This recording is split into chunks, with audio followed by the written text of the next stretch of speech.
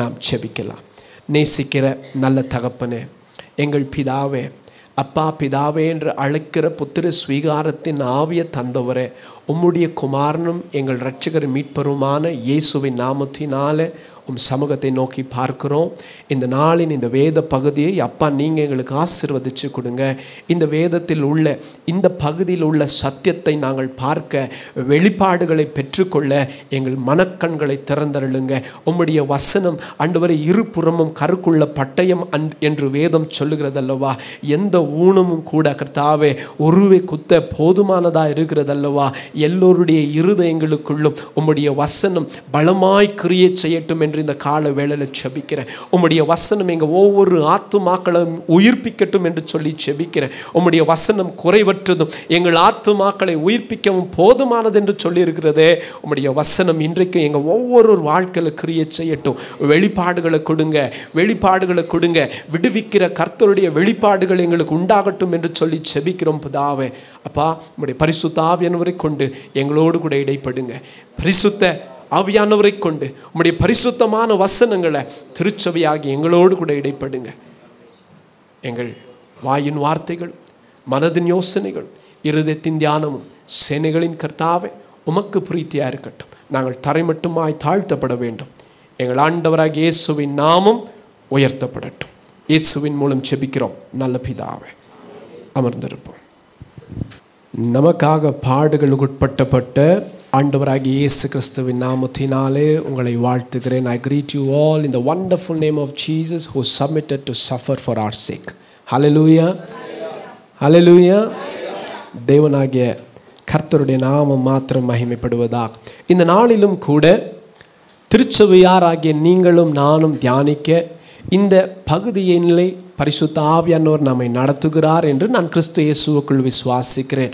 I believe that the Holy Spirit is leading us to this wonderful passage to meditate as a church. நாம் வேகமாய் ஒரு பகுதியை தியானிக்க போகிறோம். இதில் குறிப்பாக கவனித்து பாருங்களேன். இந்த ஏசாயா புஸ்தகம் ஒரு வேதாகமத்தோடைய சின்ன பகுதி, அல்லது the miniature of Bible அப்படின்னு இங்கிலீஷில் சொல்லுவாங்க. இந்த வேதாகமத்தை பிரதிபலிக்கிற ஒரு புஸ்தகம். இப்போ உதாரணத்துக்கு வேதாகமத்தில் எத்தனை புஸ்தகங்கள் இருக்கு? 66 புஸ்தகங்களை கொண்ட வேதாகமம் போலவே அதற்குள் அடங்கி இருக்கிற இந்த ஒரு புஸ்தகம் ஏசாயாவுக்குள்ள 66 அதிகாரங்களை பார்க்கலாம். As Bible has 66 books, the book of Isaiah has 66 chapters. 39 அதிகாரங்கள் பழைய ஏற்பாட்டையும் 27 அதிகாரங்கள் புதிய ஏற்பாட்டையும் கொண்டதாக போலவே 39 அதிகாரங்கள் இங்கே 39 புஸ்தகங்கள் பழைய ஏற்பாட்டு, 27 புஸ்தகங்கள் புதிய ஏற்பாட்டு. அதற்கு ஒப்பாக 39 அதிகாரங்கள் நியாய தீர்ப்பையும் குறித்தும் 27 அதிகாரங்கள் ரட்சிப்பை குறித்தும் நாம் இதில் வாசிக்க முடியும். I repeat again. நல்லா கவனிங்க, திருச்சபையார் எல்லாரும் கேட்டுக்கங்க. ஏசாயா புஸ்தகத்தை நாம் இன்றைக்கு தியானிக்க போகிறோம். இந்த ஏசாயா புஸ்தகத்தை குறித்து ஒரு சில காரியங்களை சொல்லி நாம் வேகமாய் செய்திக்குள்ளாக கடந்து போகலாம். வேதாகமம் என்கிற புஸ்தகத்தில் எப்படி 66 புஸ்தகங்கள் கொண்டிருக்கிறதோ அப்படியே இந்த ஏசாயா புஸ்தகத்தில் அதற்கு ஒப்பாக 66 அதிகாரங்களை கொண்டிருக்கிறது. As Bible has 66 books, the book of Isaiah has 66 chapters. The Bible is still classified in two major things. One is Old Testament and the other one is New Testament. பழைய ஏற்பாட்டில் எப்படி 39 புஸ்தகங்களும் புதிய ஏற்பாட்டில் எப்படி 27 புஸ்தகங்கள் கொண்டிருக்கிறதோ அப்படியே இந்த ஏசாயா 66 அதிகாரங்கள் கொண்ட புஸ்தகத்தில் 39 அதிகாரம் எதை குறிக்குமா?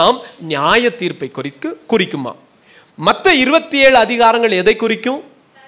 salvation of God, கர்த்தர் செய்கிற ரட்சிப்பை குறித்து பேசும். பாருங்க, அதுவும் வேதாகமத்துக்கு ஒப்பாகவே பேசப்படும். உதாரணத்துக்கு நாம பார்க்க போகிறோம். பாருங்க, இந்த வேதாகமம் அல்லது இந்த குறிப்பான ஏசாயா புஸ்தகம் ஆரம்பம் தொடங்கியே மனுஷர்களுடைய பாவங்களை குறித்து பேச ஆரம்பிக்கும்.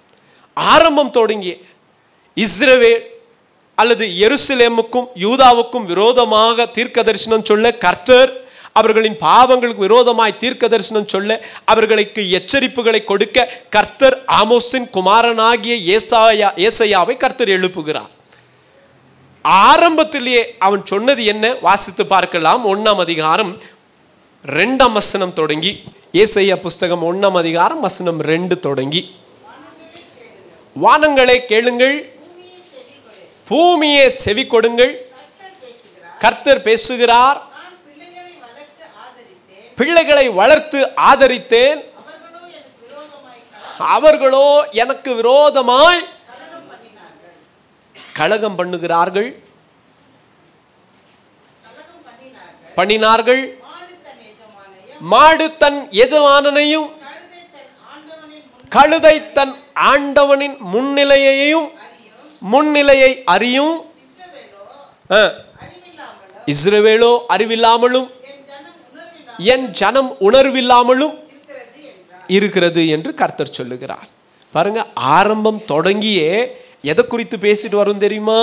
வசனங்கள் அதாவது யூதாவும் எருசலேமும் கர்த்தர் விரோதமாய் செய்த பாவங்களை குறித்த கண்டித்து உணர்த்துதல்களும், அதற்கு தொடர்ச்சியாக அவர்கள் செயல்பட போகிற போது வரக்கூடிய நியாய தீர்ப்பை குறித்து சொல்லிக்கிட்டே வரும். ஒவ்வொரு அதிகாரமும் நீங்க பார்க்கலாம். வாசித்திருப்பீங்கன்னா, ஒருவேளை நீங்க வாசித்த போது ஒரு தெளிவு கிடைக்கலனாலும் இப்போ இந்த செய்தியை கேட்கறதுனால உங்களுக்கு நிச்சயமா தெளிவு உண்டாகத்தான் வேண்டும். வாசித்திருப்பீர்களானா? அப்ப வேதாகமத்தில் நாம் பார்க்கிறோம், ஆரம்பம் தொடங்கியே ஆதியாகமத்தில் எப்போ பாவம் ஆரம்பிக்கப்பட்டுச்சு? லேவியராகமத்தின் நாட்களில் இல்ல எஸ்தரின் நாட்களில். எப்போ ஆரம்பிக்கப்பட்டுச்சு? ஆதியிலே ஆரம்பிச்சிருச்சியா? ஆமா. இதை பார்க்கிற போது தேவன் இவைகளை எல்லாம் காண்பித்து இப்போ கரெக்டா 39 அதிகாரம் முடிஞ்சு மத்தேயு எப்படி ஆரம்பிக்குமோ அப்படியே இந்த 40ஆம் அதிகாரம் 39 விட்டுருங்க. இப்போ 40லேருந்து என்னன்னு சொன்னோம்? Salvation of God. 39 அடுத்த 27. இந்த 40ஆம் அதிகாரம் 1ஆம் வசனத்தை எடுத்து வாசிங்க. அது எப்போ அழகா புதிய ஏற்பாட்டை ஆரம்பிக்கிற மாதிரியே ஆரம்பிக்கும் பாருங்களேன். ஏசாயா புஸ்தகம் 40ஆம் அதிகாரம் வசனம் 1 தொடங்கி இது வரைக்கும் 1ஆம் அதிகாரம் தொடங்கி 39ஆம் அதிகாரம் வரைக்கும் வாசித்து பார்த்தீங்கன்னா எல்லாமே நியாய தீர்ப்புக்கு ஏதுவாக, அவர்களுடைய பாவத்துக்கு தக்கவார், அவர்களுடைய சிறையிருப்புக்கு ஏதுவாக இவைகளை எல்லாம் பேசப்படும். இப்போ 40ஆம் அதிகாரம் தொடங்குது, புதிய ஏற்பாட்டுக்கு ஒப்பாக பேசப்படுது. அது எப்படி ஆரம்பிக்கப்படுது? என் ஜனங்களுக்கு ஆற்றுங்கள், தேற்றுங்கள், எருசலேமோடு பட்சமாய் பேசி அதனுடைய போர் முடிந்தது என்றும் நிவர்த்தி ஆயிற்று என்றும்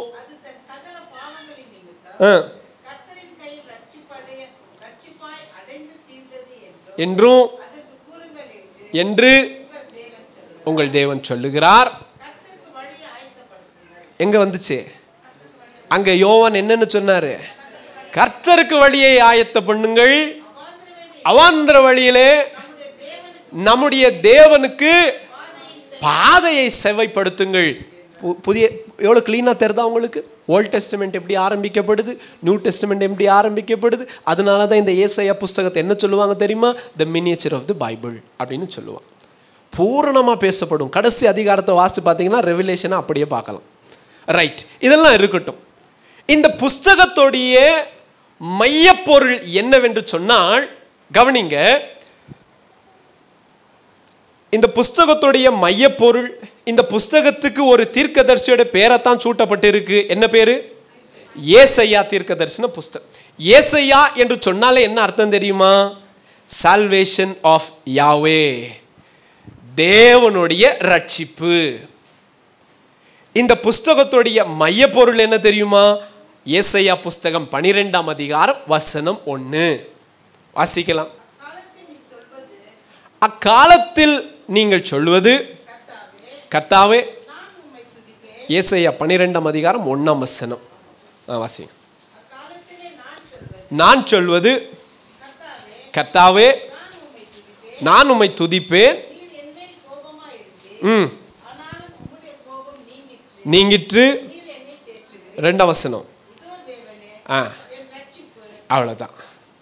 இதோ தேவன் என் ரட்சிப்பு. அதுதான் இந்த புஸ்தகத்துடைய, ஏசாயா புஸ்தகத்துடைய மைய பகுதி. I will repeat again. 1ஆம் அதிகாரம் தொடங்கி 39ஆம் அதிகாரம் வரை என்ன சொல்லுது? எல்லாரும் சொல்லுங்க. ஏசாயா புஸ்தகம் 1ஆம் அதிகாரம் 39ஆம் அதிகாரம் வரைக்கும் எதை காண்பித்து கொடுக்குது? வசனங்கள் நியாய தீர்ப்பை காட்டி கொடுக்குது. அதிகாரம் 40ஆம் அதிகாரம் தொடங்கி 66ஆம் அதிகாரம் வரைக்கும் என்ன சொல்லுது? ரட்சிப்பை குறித்து, தேவனுடைய ரட்சிப்பை குறித்து. 1 to 39, Isaiah chapter 1 to 39, the judgment of God. Isaiah chapter 40 to 66, the salvation of God. இதுதான் இந்த 2 பகுதி. இது ஏசாயால மட்டும் இல்லை, முழு வேதாகமத்தில் பார்த்தாலும் அப்படிதான் இருக்கும். பழைய ஏற்பாடும் புதிய ஏற்பாடும். புரியுதா உங்களுக்கு? இப்ப பாருங்களேன், இந்த புஸ்தகத்துடைய மையப்பகுதி என்னவா? 12ஆம் அதிகாரம் 2ஆம் வசனம். கர்த்தர் எனக்கு ரட்சிப்பு, தேவன் எனக்கு ரட்சிப்பு. ஐயா, இந்த ஏசாயான என்னதான் அர்த்தமா? தேவன் என்னை ரட்சிக்கிறவர், கர்த்தர் ரட்சகர். இப்ப பாருங்களேன், இப்போ நான் உங்களுக்கு வேகமாய் இந்த நாளுடைய தலைப்பை சொல்லி கடந்து போக ஆசைப்படுகிறேன். கவனித்துக் கொள்ளுங்க. நியாய தீர்ப்பு ஏதுவா இருக்கிறது? 1ஆம் அதிகாரம் தொடங்கி 39ஆம் அதிகாரம் வரை வேதம் நமக்கு காட்டி கொடுக்கிறது எல்லாமே நாம் செய்த கிரியைகளுக்கு தக்கவாறு நியாய தீர்ப்பு காத்திருக்கிறது. இங்க 40ஆம் அதிகாரம் தொடங்கி வாசிக்கிற போது கர்த்தர் செய்ய போகிற ரட்சிப்பை குறித்து பேசுகிறது. இந்த அதாவது நியாய தீர்ப்பிலிருந்து ரட்சிப்புக்கு ஏதுவாக நம்மை தேவன் எப்படி நடத்த போகிறார்? Isaiah was prophesying how God is going to save his people. அதான் காரியங்கள். புரியுதா உங்களுக்கு? மறுபடியும் சொல்றேன். ஆரம்பம் தொடங்கி கர்த்தர் ஏசாயாவை கொண்டு சொன்னதெல்லாம் என்ன? நியாய தீர்ப்பு. சிறையிருப்பில் போவீங்க. ஒவ்வொரு தேசத்திற்கும் இந்த இஸ்ரவேல் அல்லது எருசலேம் யாரை நம்புகிறதோ அந்த தேசங்களுக்கெல்லாம் கர்த்தர் செய்த நியாய தீர்ப்புகள் என்ன என்பதை கர்த்தர் காட்டி கொடுக்கிறது. நாம வரிசையா பார்க்கலாம். நாம் எல்லாரும் யார் தெரியுமா? வேதம் சொல்லுகிறது நாம் எல்லோரும் பாவம் செய்து தேவ மகிமையை, அப்பா இதாவது ஒத்துக்கிறீங்க? நம்ம யாராவது பரிசுத்தவான்கள் இங்க இருக்கிறோமா? நம்ம எல்லாரும் யாரு? பாவிகள் தாங்க. இயேசுவின் ரத்தத்தினால கழுவப்பட்டதுனால தான் நாமெல்லாம் அவருக்குள்ள அவரால நீதிமானாக்கப்பட்டவங்க. ஆனா நம்ம எல்லாருமே யாரு? இயேசு இல்லை அப்படின்னு சொன்னா நம்ம வாழ்க்கையில நம்ம யாரு? பாவிகள். அது சாதாரண பாவிகள் இல்ல பிரதர், இருக்கிறதுலே தரமான உண்மையான ஃபர்ஸ்ட் கிளாஸ் பாவிகள். அதான் உண்மை. ரைட். இப்போ எப்படிங்க நம்மை பாவிகளா இருக்கிற நமக்கு வைக்கப்பட்டது என்ன தெரியுமா? நியாய தீர்ப்பு. பாவத்தின் சம்பளம் என்ன? சத்தமா சொல்லுங்க. பாவத்தின் சம்பளம் மாம்சத்தின் முடிவு மரணம். பாருங்களேன், இதுல எந்த மாற்று கருத்தும் இல்லை. இப்படி இருக்கப்பட்ட நம்மை கர்த்தர் எப்படிங்க மீட்டாரு? அதனுடைய பெரிய ரகசியம் எங்க அடங்கி இருக்கு தெரியுமா? இந்த 53ஆம் அதிகாரத்துல அடங்கி இருக்கு. அதை தான் காட்டி கொடுக்க போறோம். புரியுதா உங்களுக்கு? The core or the heart of the plan of salvation is found in this wonderful chapter called Isaiah 53. இந்த ஏசாயா புஸ்தகம் 53ஆம் அதிகாரம் முதல் சுவிசேஷமாக நாம கருதலாம். எதற்கு முன்பதாக? தேங்க்யூ. எப்படி சொல்றோம்? என்ன காரியங்கள் நான் உங்களுக்கு வாசித்து காட்டணும் பாருங்களேன். In the entire Bible, Isaiah 53 is the most complete, profound revelation of work of salvation, including in the New Testament. புதிய ஏற்பாட்டையும் சேர்த்து நாம பார்த்தாலும் இந்த ஏசாயா 53ஆம் அதிகாரத்தில் கர்த்தருடைய ரட்சிப்பின் திட்டம் அவ்வளவு தெளிவாக வெளியரங்கப்படுத்தப்பட்டிருக்கிறதை நாம் பார்க்க முடியும். அதெல்லாம் தான் நான் இன்னைக்கு உங்களுக்கு காட்டி கொடுக்க போகிறேன். எப்படி சொல்றீங்க brother? The predictions in this chapter is so complex and so precise that only God could know about that even before 7 centuries. சரி, புரிகிற மாதிரி சொல்றேன், கவனிங்களேன். இந்த புஸ்தகம் ஏசாயா 53ஆம் அதிகாரத்தில் எழுதப்பட்டிருக்கிற தீர்க்க தரிசனங்கள் இயேசு கிறிஸ்துவை குறித்து எழுதப்பட்டிருக்கு.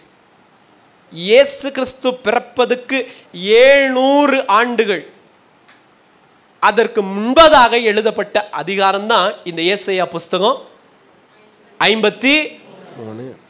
மறுபடியும் சொல்றேன், இயேசுவை குறித்து இதுல எழுதப்பட்டிருக்கு. ஆனா எத்தனை வருஷத்துக்கு முன்னாடி எழுதினார் ஏசாயா? ஒரு 2 நாளுக்கு முன்னாடி எழுதினாருங்க. 1 வருஷத்துக்கு முன்னாடி எழுதினாருங்க. இயேசு கிறிஸ்துவை குறித்து பிதாவாகிய தேவன் ஏசாயாவுக்கு எத்தனை வருஷத்துக்கு முன்னாடி சொல்றாரு? அவர் பிறப்ப இன்னும் 700 வருஷம் உண்டு.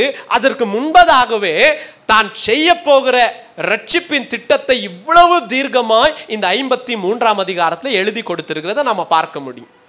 கவனிங்க, என்னெல்லாம் எழுதியிருக்கு இந்த 53ஆம் அதிகாரத்தில்? வெறும் ஏசாயா 53 மட்டும் பேசுறோம். என்னெல்லாம் எழுதியிருக்கு? அவருடைய டினேஷன், humiliation, rejection, unjust trial of conviction, execution, redemption,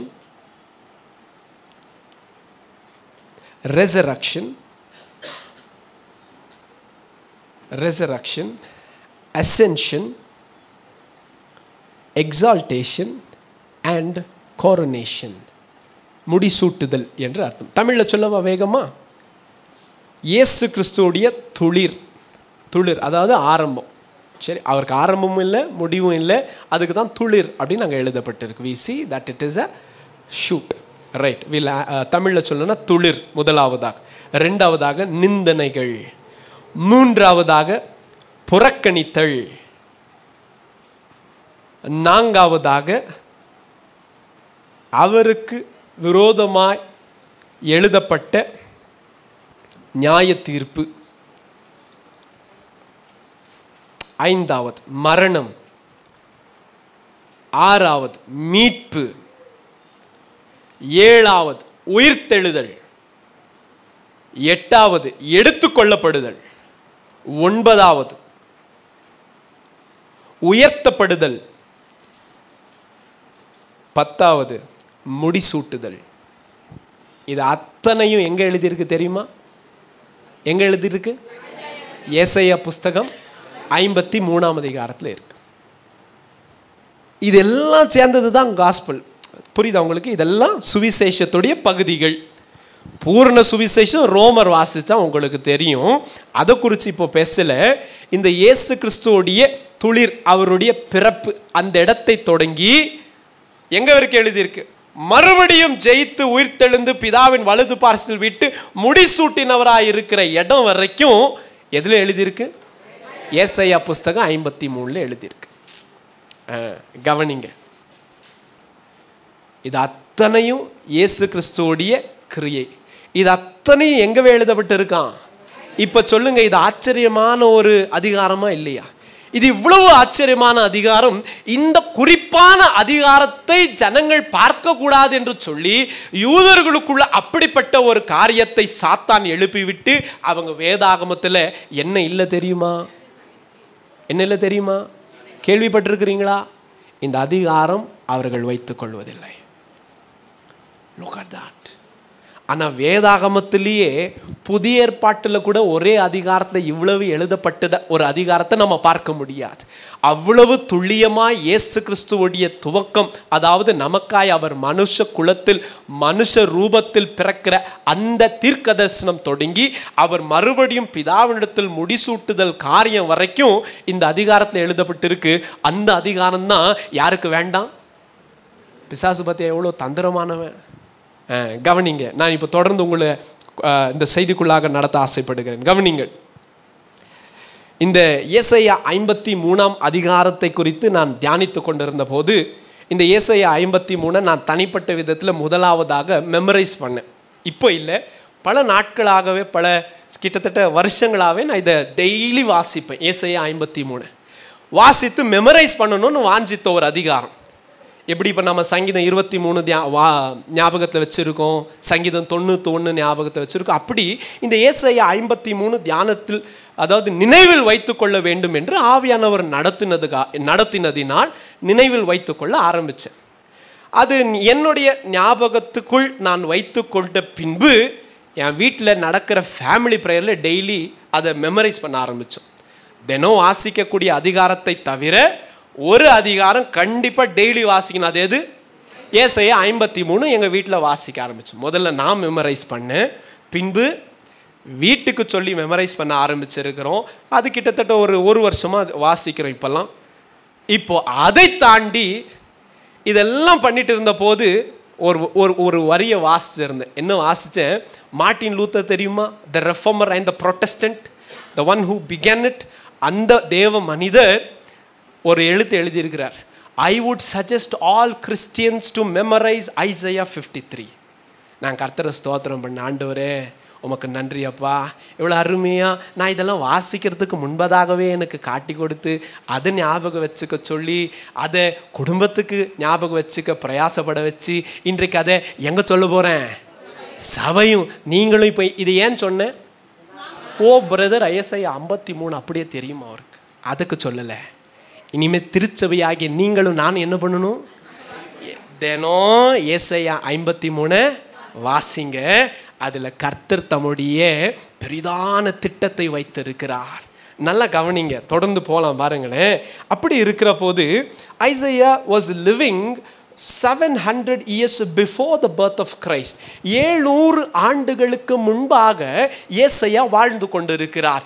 திடீரென்று 3ஆம் வானம் வரைக்கும் எடுத்துக்கொள்ளப்பட்டு தேவன் எல்லா மகிமையோடு சிங்காசனத்தில் அமர்ந்திருக்கிறதை பார்த்து, ஐயோ ஆண்டவரே, நான் அசுத்த உதடுள்ள மனுஷன், அசுத்த உதடுள்ள மனிதர்களுக்கு மத்தியில் வாழ்கிறவன், பரிசுத்தமுள்ள தேவன் உம்மை பார்க்கிற போது நான் எவ்வளவு அசுத்தம் என்பதை நான் அறிந்து கொள்ளுகிறேன். உம்முடைய வெளிச்சத்தில் நான் என்னை பார்க்கிறேன். நான் அதமாக, எப்படிப்பட்ட ஆள்? நான் அதமாக வைக்கப்பட்ட ஆளா? கரெக்டா இருக்கிறப்பா. I deserve death when I see myself in your light. உம்முடைய வெளிச்சத்தில் என்னை பார்க்கிற போது நான் எதற்கு தகுதி உள்ளவன்? மரணத்துக்கு தகுதி உள்ளவன். ஏன்னா கர்த்தருடைய பரிசுத்தம் அது, என்னுடைய அசுத்தம் இது. அசுத்தம் பரிசுத்தத்தோட சேராது. பரிசுத்தம் என்னைக்கும் அசுத்தத்தை தண்டிக்கத்தான் செய்யும். ஆண்டவரே, நான் செத்து போக போறேன். கர்த்தர் அவனை பரிசுத்தமாக்கி அனுப்புனாரு.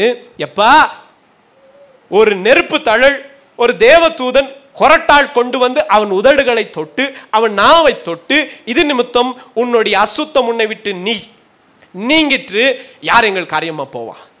சொல்லுங்க ஆண்டவரே, நான் இருக்கிறேன், சொல்லுங்க ஐயா. இப்போ தேவனாகிய கர்த்தர் ஏசாயாவை வரும் காலங்களை காண்பிக்கிறார். 700 வருஷம் தாண்டி வந்தா இங்க ஒரு கன்னி கர்ப்பவதியாகி குமாரனை பெறுகிறாங்க. அவர் சமாதான கர்த்தர், ஆலோசனை கர்த்தர், அவர் நித்திய பிதா, இதெல்லாம் சொல்லியாச்சு. இப்போ இயேசு பிதா ஏசாயாவை பார்த்து சொல்றாரு, ஏசாயா என் தீர்க்கதரிசியே. ஏசாயானா இயேசு கிறிஸ்து அல்ல, ஏசாயா தீர்க்கதரிசி. தீர்க்கதரிசியே.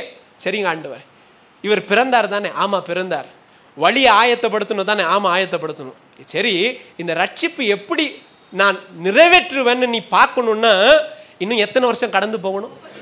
33 வருஷம் கடந்து போகணும். இன்னும் 33 வருஷம் நட. இப்போ வந்து ஏசாயா திரும்பி பார்க்கிறார். எங்கிருந்து? அங்கிருந்து கடந்து வந்து இப்போ இந்த நாட்களை பார்க்கிறார். அதுக்கு தான் என்ன எழுதுற தெரியுமா? இப்போ வாசிங்களேன். ஏசாயா 53ஆம் அதிகாரம் 3ஆம் வசனத்தை வாசிக்கலாம். 3ஆம் வசனம் தொடங்கி வேகமா. That is why Isaiah said, he was despised, he was forsaken, he bore our grief, he carried our sorrows, he was pierced, he was crushed, he took our iniquities, he was oppressed, he was taken away, he was cut off. எதுவுமே would be இல்ல, எல்லாமே எப்படி? was என்ன அர்த்தம்? ஆயிடுச்சியா? இப்ப தமிழ்ல வாசிங்க. 3ஆம் வசனம் தொடங்கி. அவர் அசட்டை பண்ணப்படுவார் இல்ல, வந்துட்டார். ஏசாயா இங்க வந்துட்டாரு. இயேசு கிறிஸ்துவோடைய நாட்களையும் தாண்டி வந்துட்டு இப்ப இங்க பாக்குறாரு. பார்த்தா என்ன இருக்காங்க? அவர் அசட்டை பண்ணப்பட்டவரும் புறக்கணிக்கப்பட்டவரும் துக்கம் நிறைந்தவரும். ஏசாயா இயேசுவுடைய இருதயத்தை பார்க்கிறார். அந்த இருதயம் எப்படி இருக்கு உங்களுக்கு புரியுதா? துக்கம் நிறைந்தவரும் பாட அனுபவிக்கிறவரும் இருந்தார். இதுல அடுத்தது இப்போ நாங்க வசனம், மெய்யாகவே ஏற்றுக்கொண்டு சுமந்தார். ஆயிடுச்சு. சுமந்தார். நம்முடைய மீறுதல்கள் நிமித்தம் காயப்பட்டார். அக்கிரமங்கள் நிமித்தம் நொறுக்கப்பட்டார். ஆயிடுச்சுங்க. எல்லாமே ஆயிடு இருக்கு. He is not seeing that is happening. He is seeing that has happened. அடுத்தது வாசிக்கலாம். அப்படியே 5 வசனம். நம்முடைய மீறுதல்கள் நிமித்தம் அவர் காயப்பட்டு, நம்முடைய அக்கிரமங்கள் நிமித்தம் அவர் நொறுக்கப்பட்டு, நமக்கு சமாதானத்தை உண்டு பண்ணும். என்ன சமாதானங்க இது? என்ன சமாதானம் இது? எனக்கும் கர்த்தருக்கும் பாவம் பகையா வந்துருச்சு. தேவனுக்கு நான் என்னவா இருந்தேன்னு வசனம் சொல்லுது தெரியுமா? சத்துருக்கள். We were enemies of God. Now Jesus, his deed, அவருடைய தியாகம், அவருடைய கிரியைகள், ஏசாயா சொல்றாரு, ஏப்பா இந்த இயேசு கிறிஸ்து நிமித்தமா நமக்கு உண்டாக்கும் சமாதானத்தின் ஆக்கினை யார் மேல வந்துருச்சு? அவர் மேல வந்துருச்சு. அதனால இப்போ உனக்கும் எனக்கும் தேவனிடத்தில் என்ன இருக்கு? புரியுதா உங்களுக்கு? அவர் நம்முடைய துக்கங்களை அவர் சுமந்தார். நம்மேல் வர வேண்டிய ஆக்கினை அவர் மேல் வந்துச்சு. அதனால இப்போ பிதா கிட்ட உங்களுக்கு எனக்கு என்ன இருக்கு? சமாதானம் இருக்கு. வாசிக்கலாம். தொடர்ந்து வாசிங்க. அவர் மேல் வந்தது, அவருடைய தழும்புகளால் நாங்கள் குணமாகிறோம். 7 வசனத்தை வாசிக்கணும். நொறுக்கப்பட்டு ஒடுக்கப்பட்டு இருந்தார், ஆனாலும் வாயை அவர் திறக்கவே இல்லை. I think Isaiah was literally seeing everything as though we watch it in a movie today. இன்னைக்கு நாம ஒரு Passion of the Christ எடுத்துப்போம். ஒரு படம் தான் அது. இயேசு அல்ல, இயேசுவை போல தத்ரூபமாக அந்த வேத வசனங்களை கொண்டு நடிச்சு காமிச்சிருக்கிறாங்க. நல்லா கவனிங்க. அப்படி இருந்திருக்கும் யாருக்கு? ஏசாயா தீர்க்கதரிசிக்கு கர்த்தர் காட்டுகிறார். இதெல்லாம் பார்த்து சொல்றார், இது நிமித்தமாகத்தான், இது நிமித்தமாகத்தான். வாசிக்கலாம். 7 வசனத்தை வாசிக்கலாம். நொறுக்கப்பட்டும் ஒடுக்கப்பட்டும் இருந்தார், ஆனாலும் அவர் தம்முடைய வாயை திறக்கவில்லை. அடிக்கப்படும்படி கொண்டு போகிற ஒரு ஆட்டுக்குட்டியை போலவும், தன்னை மயிர் கத்திருக்கிறவனுக்கு முன்பாக சத்தமிடாதிருக்கிற ஒரு ஆட்டை போலவும் அவர் தம் வாயை திறவாதிருந்தார். 8 வசனம். இடுக்கணிலும் நியாய தீர்ப்பிலிருந்தும் அவர் எடுபட்டார். அவர் வம்சத்தா யாரால் சொல்லி முடியும்? ஜீவன் உள்ள தேசத்திலிருந்து அவர் அறுப்புண்டு போனார். என் ஜனத்தின் மீறுதல்கள் நிமித்தம் அவர் வாதிக்கப்பட்டார். போதும் போதும். துன்மார்கோடு அவர் பிரேத குழியை நியமித்தார்கள், ஆனாலும் அவர் மரித்த. சரிங்க, நல்லா கவனிங்க. ஒவ்வொன்றும் நீங்கள் நிதானமாக வீட்டுக்கு போய் இனிமேல் டெய்லி வாசிப்பீங்க, உங்களுக்கு புரிஞ்சுப்பீங்க. நல்லா கவனிங்க. அப்போ வேதாகமத்தில் நாம் பார்க்கிற போது ஏசாயா 700 ஆண்டுகளுக்கு முன்பாக வாழுகிற மனுஷன், கர்த்தர் அவனை ஆவிக்குள்ளாக்கி வரக்கூடிய நாட்களை திருஷ்டாங்கமாய் காட்டுகிறார். அவனும் அதை பார்த்து பிரத்யட்சமாய் எழுதி கொடுக்கிறான், பிரத்யட்சமாய் எழுதி வைக்கிறான். கர்த்தர் தம்முடைய ரட்சிப்பை எப்படி நிறைவேற்ற போகிறார் தெரியுமா? இதெல்லாம் ஏசாயா பார்த்துட்டார். இதெல்லாம் பார்த்துட்டு அவர் ஆரம்பிச்சது எப்படி தெரியுமா? இதெல்லாம் பார்த்துட்டாரு. எத்தனை வருஷத்துக்கு கடந்து போய் பார்த்தாரு? 733 ஆண்டுகள் குறைஞ்சது முன்பாக போய் நடக்கிறதை பார்த்துட்டாரு. தேவன் சொல்றாரு, எப்ப ஏசாயா இதெல்லாம் ஜனங்களுக்கு எழுதிவே. சரிங்க ஆண்டவரே. எப்படி ஆரம்பிச்சார் தெரியுமா? இப்போ வாசிக்கலாம். ஏசாயா 53ஆம் அதிகாரம் 1ஆம் வசனம். 53ஆம் அதிகாரம் 1ஆம் வசனம் வாசிங்க. ஆண்டவரே, எங்கள் மூலமாய் கேள்விப்பட்டதை யார் விசுவாசிப்பா?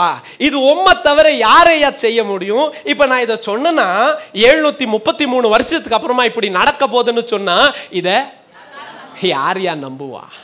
இது நான் சொல்றதுனால நம்பத்தக்க சத்தியத்தை நீர் இதற்குள் வைக்கவில்லை. இதுக்கு என்ன வேணும் தெரியுமா? அடுத்த வரி வாசிங்க. கர்த்தருடைய புயம் யாருக்கு வெளிப்படுமோ அவர்கள் மாத்திரமே இந்த அதிகாரத்தை அறிந்து கொள்ள முடியும். I repeat once again. After Isaiah seeing all things, you know how did he start? He said, Father, who will believe? Who can ever believe that what I write today, to believe, you know what they need? Called revelation. புரியுதா உங்களுக்கு? கர்த்தருடைய புயம் யாருக்கு வெளிப்பட்டது, அவர்கள் மாத்திரமே இதை அறிந்து கொள்ள முடியும். புரியுதா உங்களுக்கு? உதாரணத்துக்கு பாருங்களேன், உங்களுக்கு சொல்லி காட்டுறேன். எழுதப்பட்டிருந்தாலும் அது ஆகாது. உங்களுக்கு வேதத்தில் சொல்லி கொடுக்குறேன். ஆண்டவராகிய இயேசு கிறிஸ்து பூமிக்கு வருகிறார். ஆண்டவராகிய இயேசு கிறிஸ்து பூமியில் இருந்தபோது இயேசு என்ன சொன்னார்? ஜனங்கள் என்னை யார் என்கிறார்கள்? மத்தேயு புஸ்தகம் 16:13 தொடங்கி இயேசு சீஷர்களை பார்த்து கேட்கிறார், என்ன ஜனங்கள் யார் என்கிறார்கள்? அதற்கு சீஷங்க சொன்னாங்க, இயேசுவே, சிலர் உம்மை யோவான் ஸ்நானகன் என்கிறார்கள், சிலர் உம்மை எலியா என்கிறார்கள், சிலர் உம்மை எரேமியா என்கிறார்கள், சிலர் உம்மை பழைய காலத்து ஒரு தீர்க்கதரிசியும் மறுபடியும் கூட ஜீவனோடு கூட வந்துட்டாரு அப்படின்னு சொல்றாங்கங்க. இதெல்லாம் விடு பேதுருவே, நான் யாரை நீங்க என்ன சொல்றீங்க, நான் யாரை நீங்க என்ன சொல்றீங்க? அதற்கு உடனே பேதுரு கர்த்தருடைய புயம் வெளிப்பட்டுச்சு. இப்ப சொல்றாங்க, பேதுரு சொல்றாரு, நீர் ஜீவனுள்ள பிதாவாகிய தேவனுடைய ஒரே பேரான குமாரன். அதற்கு இயேசு சொல்றாரு, சீமோனே, son of Barjona, blessed are you, for flesh and blood did not reveal this to you. சீமோனே, என்ன யாருடைய குமாரன்? தமிழ் என்ன எழுதியிருக்கோம்? யோனாவின் குமாரன் ஆகிய சீமோனே, நீ பாக்கியவான், இது இரத்தமும் மாமிசமும் உனக்கு வெளிப்படுத்தல, என் பிதாவுடைய ஆவியானவரே இதை வெளிப்படுத்தினார். யாருக்கு இது புரியும் தெரியுமா? மற்ற கண்ணுக்கு எல்லாத்துக்கும் இது எப்படி தெரியுமா தெரியும்? அது யாரை குறித்து எழுதியிருக்கோம், எங்களுக்கு அந்த அதிகாரம் வேண்டாம், எங்களுக்கு தேவை, புரியாது. இல்லை இல்லை இல்லை, யாருக்கு புரியும் தெரியுமா? கர்த்தருடைய ஆவியானவர் யாருக்கு வெளிப்படுத்துகிறாரோ அவர்களுக்கு மட்டும்தான் அது விளங்கும், அவர்களுக்கு மட்டும்தான் அது உண்டாகும். இன்னொரு காரியத்தை உங்களுக்கு சொல்லிக் கொடுக்கவா? அப்படி டவுட்டா இருந்தா திருப்பலாம். அப்போஸ்தலர் புஸ்தகம் 8 I will show you something that you cannot understand this chapter without the help of our Holy Spirit. அது ஆவி மாத்திரமே, பரிசுத்த ஆவியானவர் மாத்திரமே அதை நமக்கு காட்டி கொடுக்க முடியும். அப்போஸ்தலரின் புஸ்தகம் 8:27 தொடங்கி வாசிக்கலாம். பிலிப்பு அந்தபடியே எழும்பி கர்த்தர் காண்பிக்கிற அல்லது ஆவியானவர் உணர்த்துகிற ஸ்தலத்துக்கு கடந்து போக ஆரம்பித்தான். அப்பொழுது எத்தியோப்பிய ராஜஸ்திரியாகிய மந்திரியும்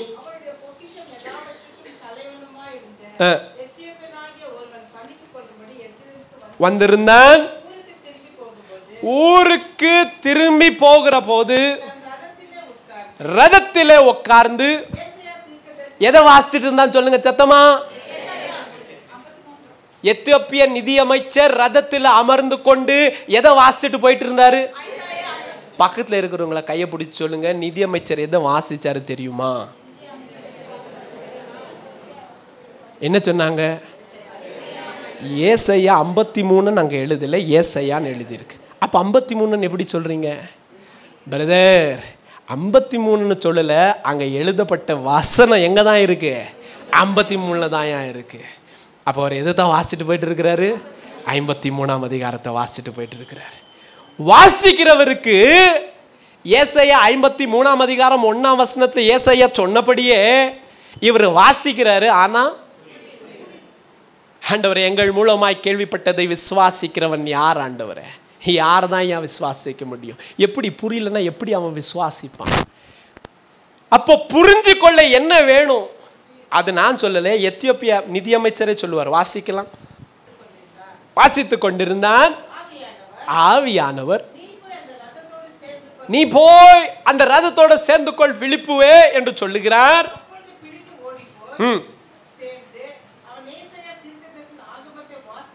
ஏசாயா தீர்க்கதரிசன ஆகமங்களை அந்த நிதியமைச்சர் வாசிப்பதை கேட்டு, நீர் வாசிக்கிற கருத்து என்னன்னு உமக்கு தெரியுதா? அவன் சொல்றான், தெரியல. அதற்கு அவன், ஒருவன் எனக்கு விளக்காவிட்டால் இது எப்படி புரியும்? ஆரம்பத்திலேயே ஏசாயா என்ன சொல்றாரு தெரியுமா? எங்கள் மூலமாய் கேள்விப்பட்டதை விசுவாசிக்கிறவன் யார்? யாராண்டவரே? கர்த்தருடைய புயம் வெளிப்படுத்தணும். இப்போ இங்கே ஏசாயா தீர்க்கதரிசனம் எழுதினதை கடந்த பின்னும் கூட அதை கற்றுக்கொள்ள மாமிசமோ ரத்தத்தினாலேயோ, நான் உங்களுக்கு புரிகிற மாதிரி சொல்லணும்னா, இப்போ நிதியமைச்சர் வாசிக்கிற நாட்கள் எந்த நாட்கள் தெரியுமா? ஆஃப்டர் 33 AD முடிஞ்சு போச்சு. இதெல்லாம் நடந்த சம்பவம். இப்போ வாசிச்சா இது என்ன? பாஸ்ட். ஏசாயா பார்த்த போது ஃபியூச்சர். பாஸ்டா இருந்தாலும் இவர் வாசிக்கிறதுனால இவருக்கு புரியல. என்ன ஆகமத்தில் என்ன புரியுது உங்களுக்கு? மாமிசத்தில் வாசிச்சா அது ஏசாயா நாட்களாக இருந்தாலும் சரி, பிலிப்பின் நாட்களாக இருந்தாலும் சரி, இந்த புஸ்தகம் இந்த அதிகாரம் நமக்கு புரியாது. புரியுதா? நமக்கு என்ன வேணும்? ஆவியானவர் வேணும். இந்த பரிசுத்த ஆவியானவர் தான் கர்த்தருடைய புயத்தை, த பவர் ஆஃப் காட், இந்த கர்த்தருடைய புயத்தை நமக்கு வெளிப்படுத்துவார். பரிசுத்த ஆவியானவர். புரியுதா உங்களுக்கு? புரியுதா உங்களுக்கு? கர்த்தருடைய வல்லமையை, கர்த்தருடைய புயத்தை நமக்கு வெளிப்படுத்தி காண்பிப்பார். அப்போ மாத்திரம்தான் இதில் இருக்கிற சத்தியத்தை நீங்களும் நானும் புரிந்து கொள்ளலாம். சரி, ரைட். என்ன எழுதியிருக்கிறாரு இப்போ இந்த ஏசாயா 53ஆம் அதிகாரத்தில்? தேவன் தம்முடைய ரட்சிப்பின் திட்டத்தை அதற்குள்ளே தான் அடக்கி இருக்கிறாருங்க. அதை நீங்களும் நானும் புரிஞ்சுக்கிடணும். நியாய தீர்ப்புக்கு ஏதுவான ஜனங்களுக்கு ரட்சிப்பை கர்த்தர் உண்டாக்கினார். இந்த ரட்சிப்பின் திட்டத்தை எப்படிங்க நிறைவேற்றினீங்க என்பதற்கு எங்க வாசிக்கணும்? புரியலையா? செய்தியை ஒரு லைன்ல சொல்லி காட்டிட்டு இருக்கிறீங்க. நியாய தீர்ப்புக்கு ஏதுவான நம்மை கர்த்தர் ரட்சித்தார். எப்படி ரட்சிக்கிறீங்க ஆண்டவரே என்கிற பூர்ண ரகசியத்தையும் ஒரே அதிகாரத்தில் பார்க்கலாம். அது எந்த அதிகாரம்? 53ஆம் அதிகாரம். எப்படி சொல்றீங்க?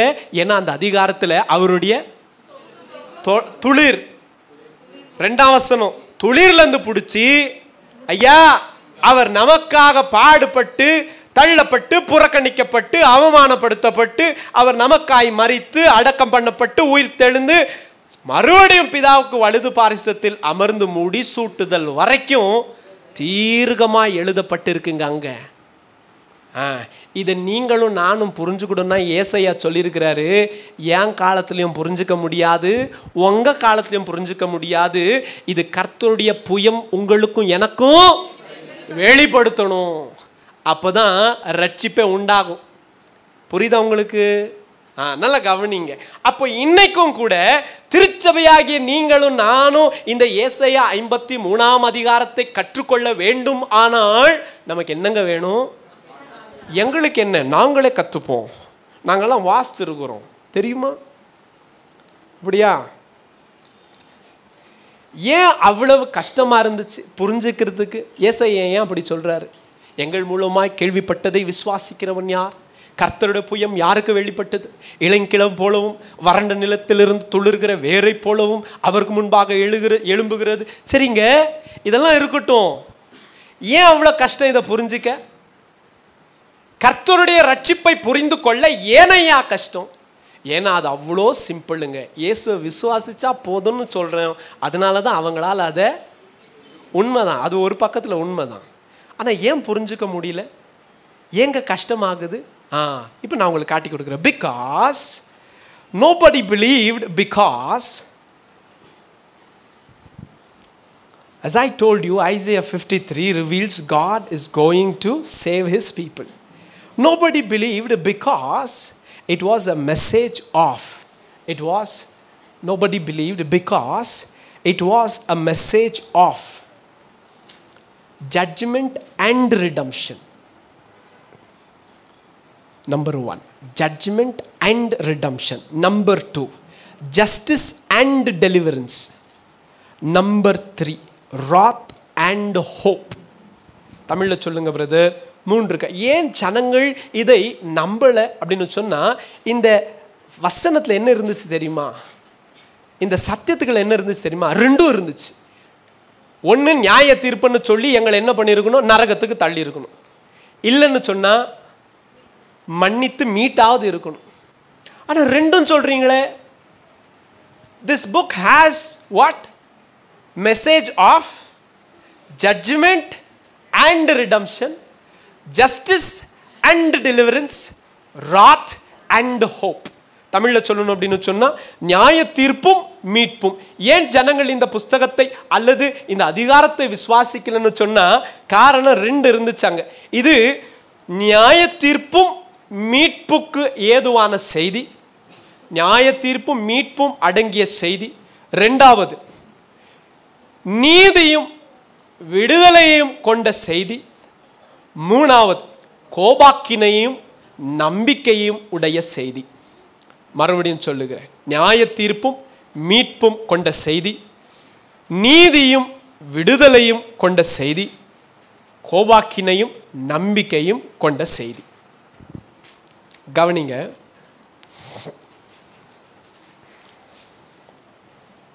இதெல்லாம் புரியத்தக்க உங்களுக்கு ஒரு வசனத்தை வாசி காமிக்கிறேன், அப்போ உங்களுக்கு புரியும் பாருங்களேன். யாத்ராகமத்தின் புஸ்தகம் 34ஆம் அதிகாரம் 6-7 வசனங்களை வாசிக்கலாம். 34ஆம் அதிகாரம் 6ஆம் வசனம் 7ஆம் வசனம். உங்களுடைய எல்லாருடைய நம்முடைய ரட்சிப்புகள் பலப்படும் பாருங்களேன். நம்முடைய ரட்சிப்பின் அனுபவங்கள் நல்ல திடனாக இருக்கும். நல்லா காதை கொடுத்து கேட்டிங்கன்னா இந்த வசனங்கள் இன்றைக்கு உங்களையும் என்னையும் ஆவிக்குரிய வாழ்க்கையில் சற்று பலப்படுத்தும் என்பதில் எனக்கு எவ்விதமான சந்தேகமும் இல்லை. வாசிக்கலாம். யாத்ராகமத்தின் புஸ்தகம் 34ஆம் அதிகாரம் 6-7 வசனங்களை வாசிக்கலாம். யாத்ராகமத்தின் புஸ்தகம், புக் ஆஃப் எக்ஸடஸ். எல்லாரும் திருப்பி விட்டோம். I want every one to turn. யாத்ராகமம் 34ஆம் அதிகாரம் 6-7 வசனங்களை திருப்பிக் கொள்ளலாம், வாசிக்கலாம். வாசிக்கலாம். கர்த்தர் அவனுக்கு முன்பாக கடந்து போகிற போது அவர், பாருங்களேன், அவர் கர்த்தர், கர்த்தர், அவர் கர்த்தர், கர்த்தர் இரக்கமும் கிருபையும் நீடிய சாந்தமும் மகா தயவையும் சத்தியமுள்ள தேவன். போதும் போதும், ஒரு நிமிஷம். 1000 தலைமுறைக்கு இரக்கத்தை காக்கிறவர். பாருங்களேன், இது எப்படி இருக்கு தெரியுமா? இது எந்த வசனத்துக்கு சேரும்? இப்போ அந்த இது பார்த்தீங்களா, ரிடம்ஷன், டெலிவரன்ஸ், ஹோப், 3 இருக்கு அதுல. இப்போ நீங்க வாசித்த வசனத்துல என்ன இருக்கு? You see all the 3. கர்த்தர் இரக்கமானவருங்களாங்க, மன்னிக்க தயவு பெருத்தவருங்க, கோபம், he is very slow to anger, அவ்வளோ சாதாரணமாக கோபம்லாம் படமாட்டாருங்க, உண்மையுள்ள தகப்பனுங்க, 1000 தலைமுறைக்கு இரக்கத்தை பாராட்டுவாராங்களாங்க. எல்லாம் சரிதான், உண்மைதான். அதான் நம்ம சொன்னேன், it has a message of redemption, it has a message of hope, it has a message of deliverance. அது எப்படிப்பட்ட செய்தி? விடுதலையின் செய்தி, அது மீட்பின் செய்தி, அது நம்பிக்கையின் செய்தி. ரைட். ஆனால் 7ஆம் வசனத்தை வாசிங்க. இப்போ காக்கிறவர் தான் அக்கிரமத்தையும் மீறுதலையும் பாவத்தையும் மன்னிக்கிறவர் தான் குற்றவாளிய குற்றம் இல்லாதவனாக விடுவதில்லை. போதும். என்ன புரியுது உங்களுக்கு இது ரெண்டுல? இந்த 2 வசனம் வாசிங்கல்ல, what do you understand with it? இரக்கமும் பாராட்டுகிறாராம். Guilty will also be punished. He shows compassion, he punishes guilty. மறுபடியும் சொல்றேன், ஒரு பக்கம் கர்த்தர் என்ன பண்றேன்னு சொல்றாரு? இரக்கத்தை பாராட்டுற. ஒரு பக்கம் என்ன சொல்றாரு கர்த்தர்? நியாயம் தீர்க்குவேன். ஐயா, ஏதாவது ஒன்று தான் நீர் செய்ய முடியும். ஒன்று, நியாயம் தீர்த்து என்ன? நாம் எல்லாரும் பாவிகள். பாவிக்கு உண்டான ஸ்தலம் எங்க? பிசாசுக்கு செவி கொடுத்ததுனால அவனுக்கு உண்டாக்கின நரகத்தில் அவனோட போய் சேரணும். புரியுதா உங்களுக்கு? நித்தியமாய் கர்த்தருடைய பிரசன்னத்துக்கு தூரமாகணும். ஏன்னா வேதம் சொல்லுகிறது, தீட்டுள்ள எதுவும் அந்த நகரத்துக்குள் பிரவேசிக்காது. பாவிகளும் வேசிகளும் விபச்சாரக்காரர்களும் பொய்யர்களும் கர்த்தருடைய சுவிசேஷத்தை அறிவிக்க பயப்படுகிறவர்களும் இவர்கள் யாரும் கர்த்தருடைய ராஜ்யத்துக்குள், சொல்லுங்க, இவங்க யாருக்கும் அங்க என்ன இல்லை? பங்கு இல்லை. ரைட். இப்ப நம்மளாம் யாரு? நம்மளை யாரு? ஆரம்பத்தில் தான் சொன்னீங்க, நம்மளை யாரு? எல்லாருமே பாவம் செஞ்சவங்க.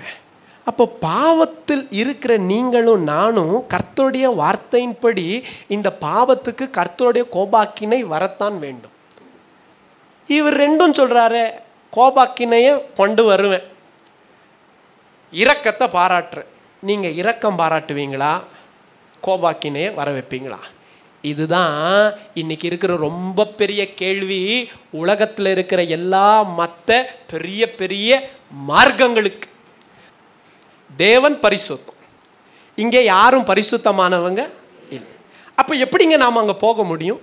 நாங்கள் தான் நற்கிரியை செய்வோமே, நாங்கள் தான் டெய்லி பைபிள் வாசிப்போமே, நாங்கள் தான் வாரான சபைக்கு போய் உட்காருவோமே. இது எதுவும் உங்களையும் என்னையும் பரலோகத்துக்கு கொண்டு போகாது. தேவனுடைய பரிசுத்த ஸ்தலத்தில் தேவனுடைய பிரகாரங்களுக்குள் உங்களையும் என்னையும் இது எதுவும் கொண்டு போகாது. ஞானஸ்தானம் எடுத்துருவோம், ஞானஸ்தானம் எடுத்தவன் கூட நரகத்துக்கு போவான். அது தெரியுமா உங்களுக்கு? எடுத்ததுனால மட்டும் பரலோகத்துக்கு போயிட முடியாது. அது பரலோகத்துக்கு நுழைவு சீட்டு அல்ல, அது வெறும் உன்னுடைய ஆவிக்குரிய விசுவாச வாழ்க்கைக்கு துவக்கம் மாத்திரமே. அப்ப எப்படிங்க போக முடியும்? அதான் சொன்னேன், எவ்வளோ பேருக்கு தெரியாது. இது யாருக்கு மட்டும் வெளிப்படும்?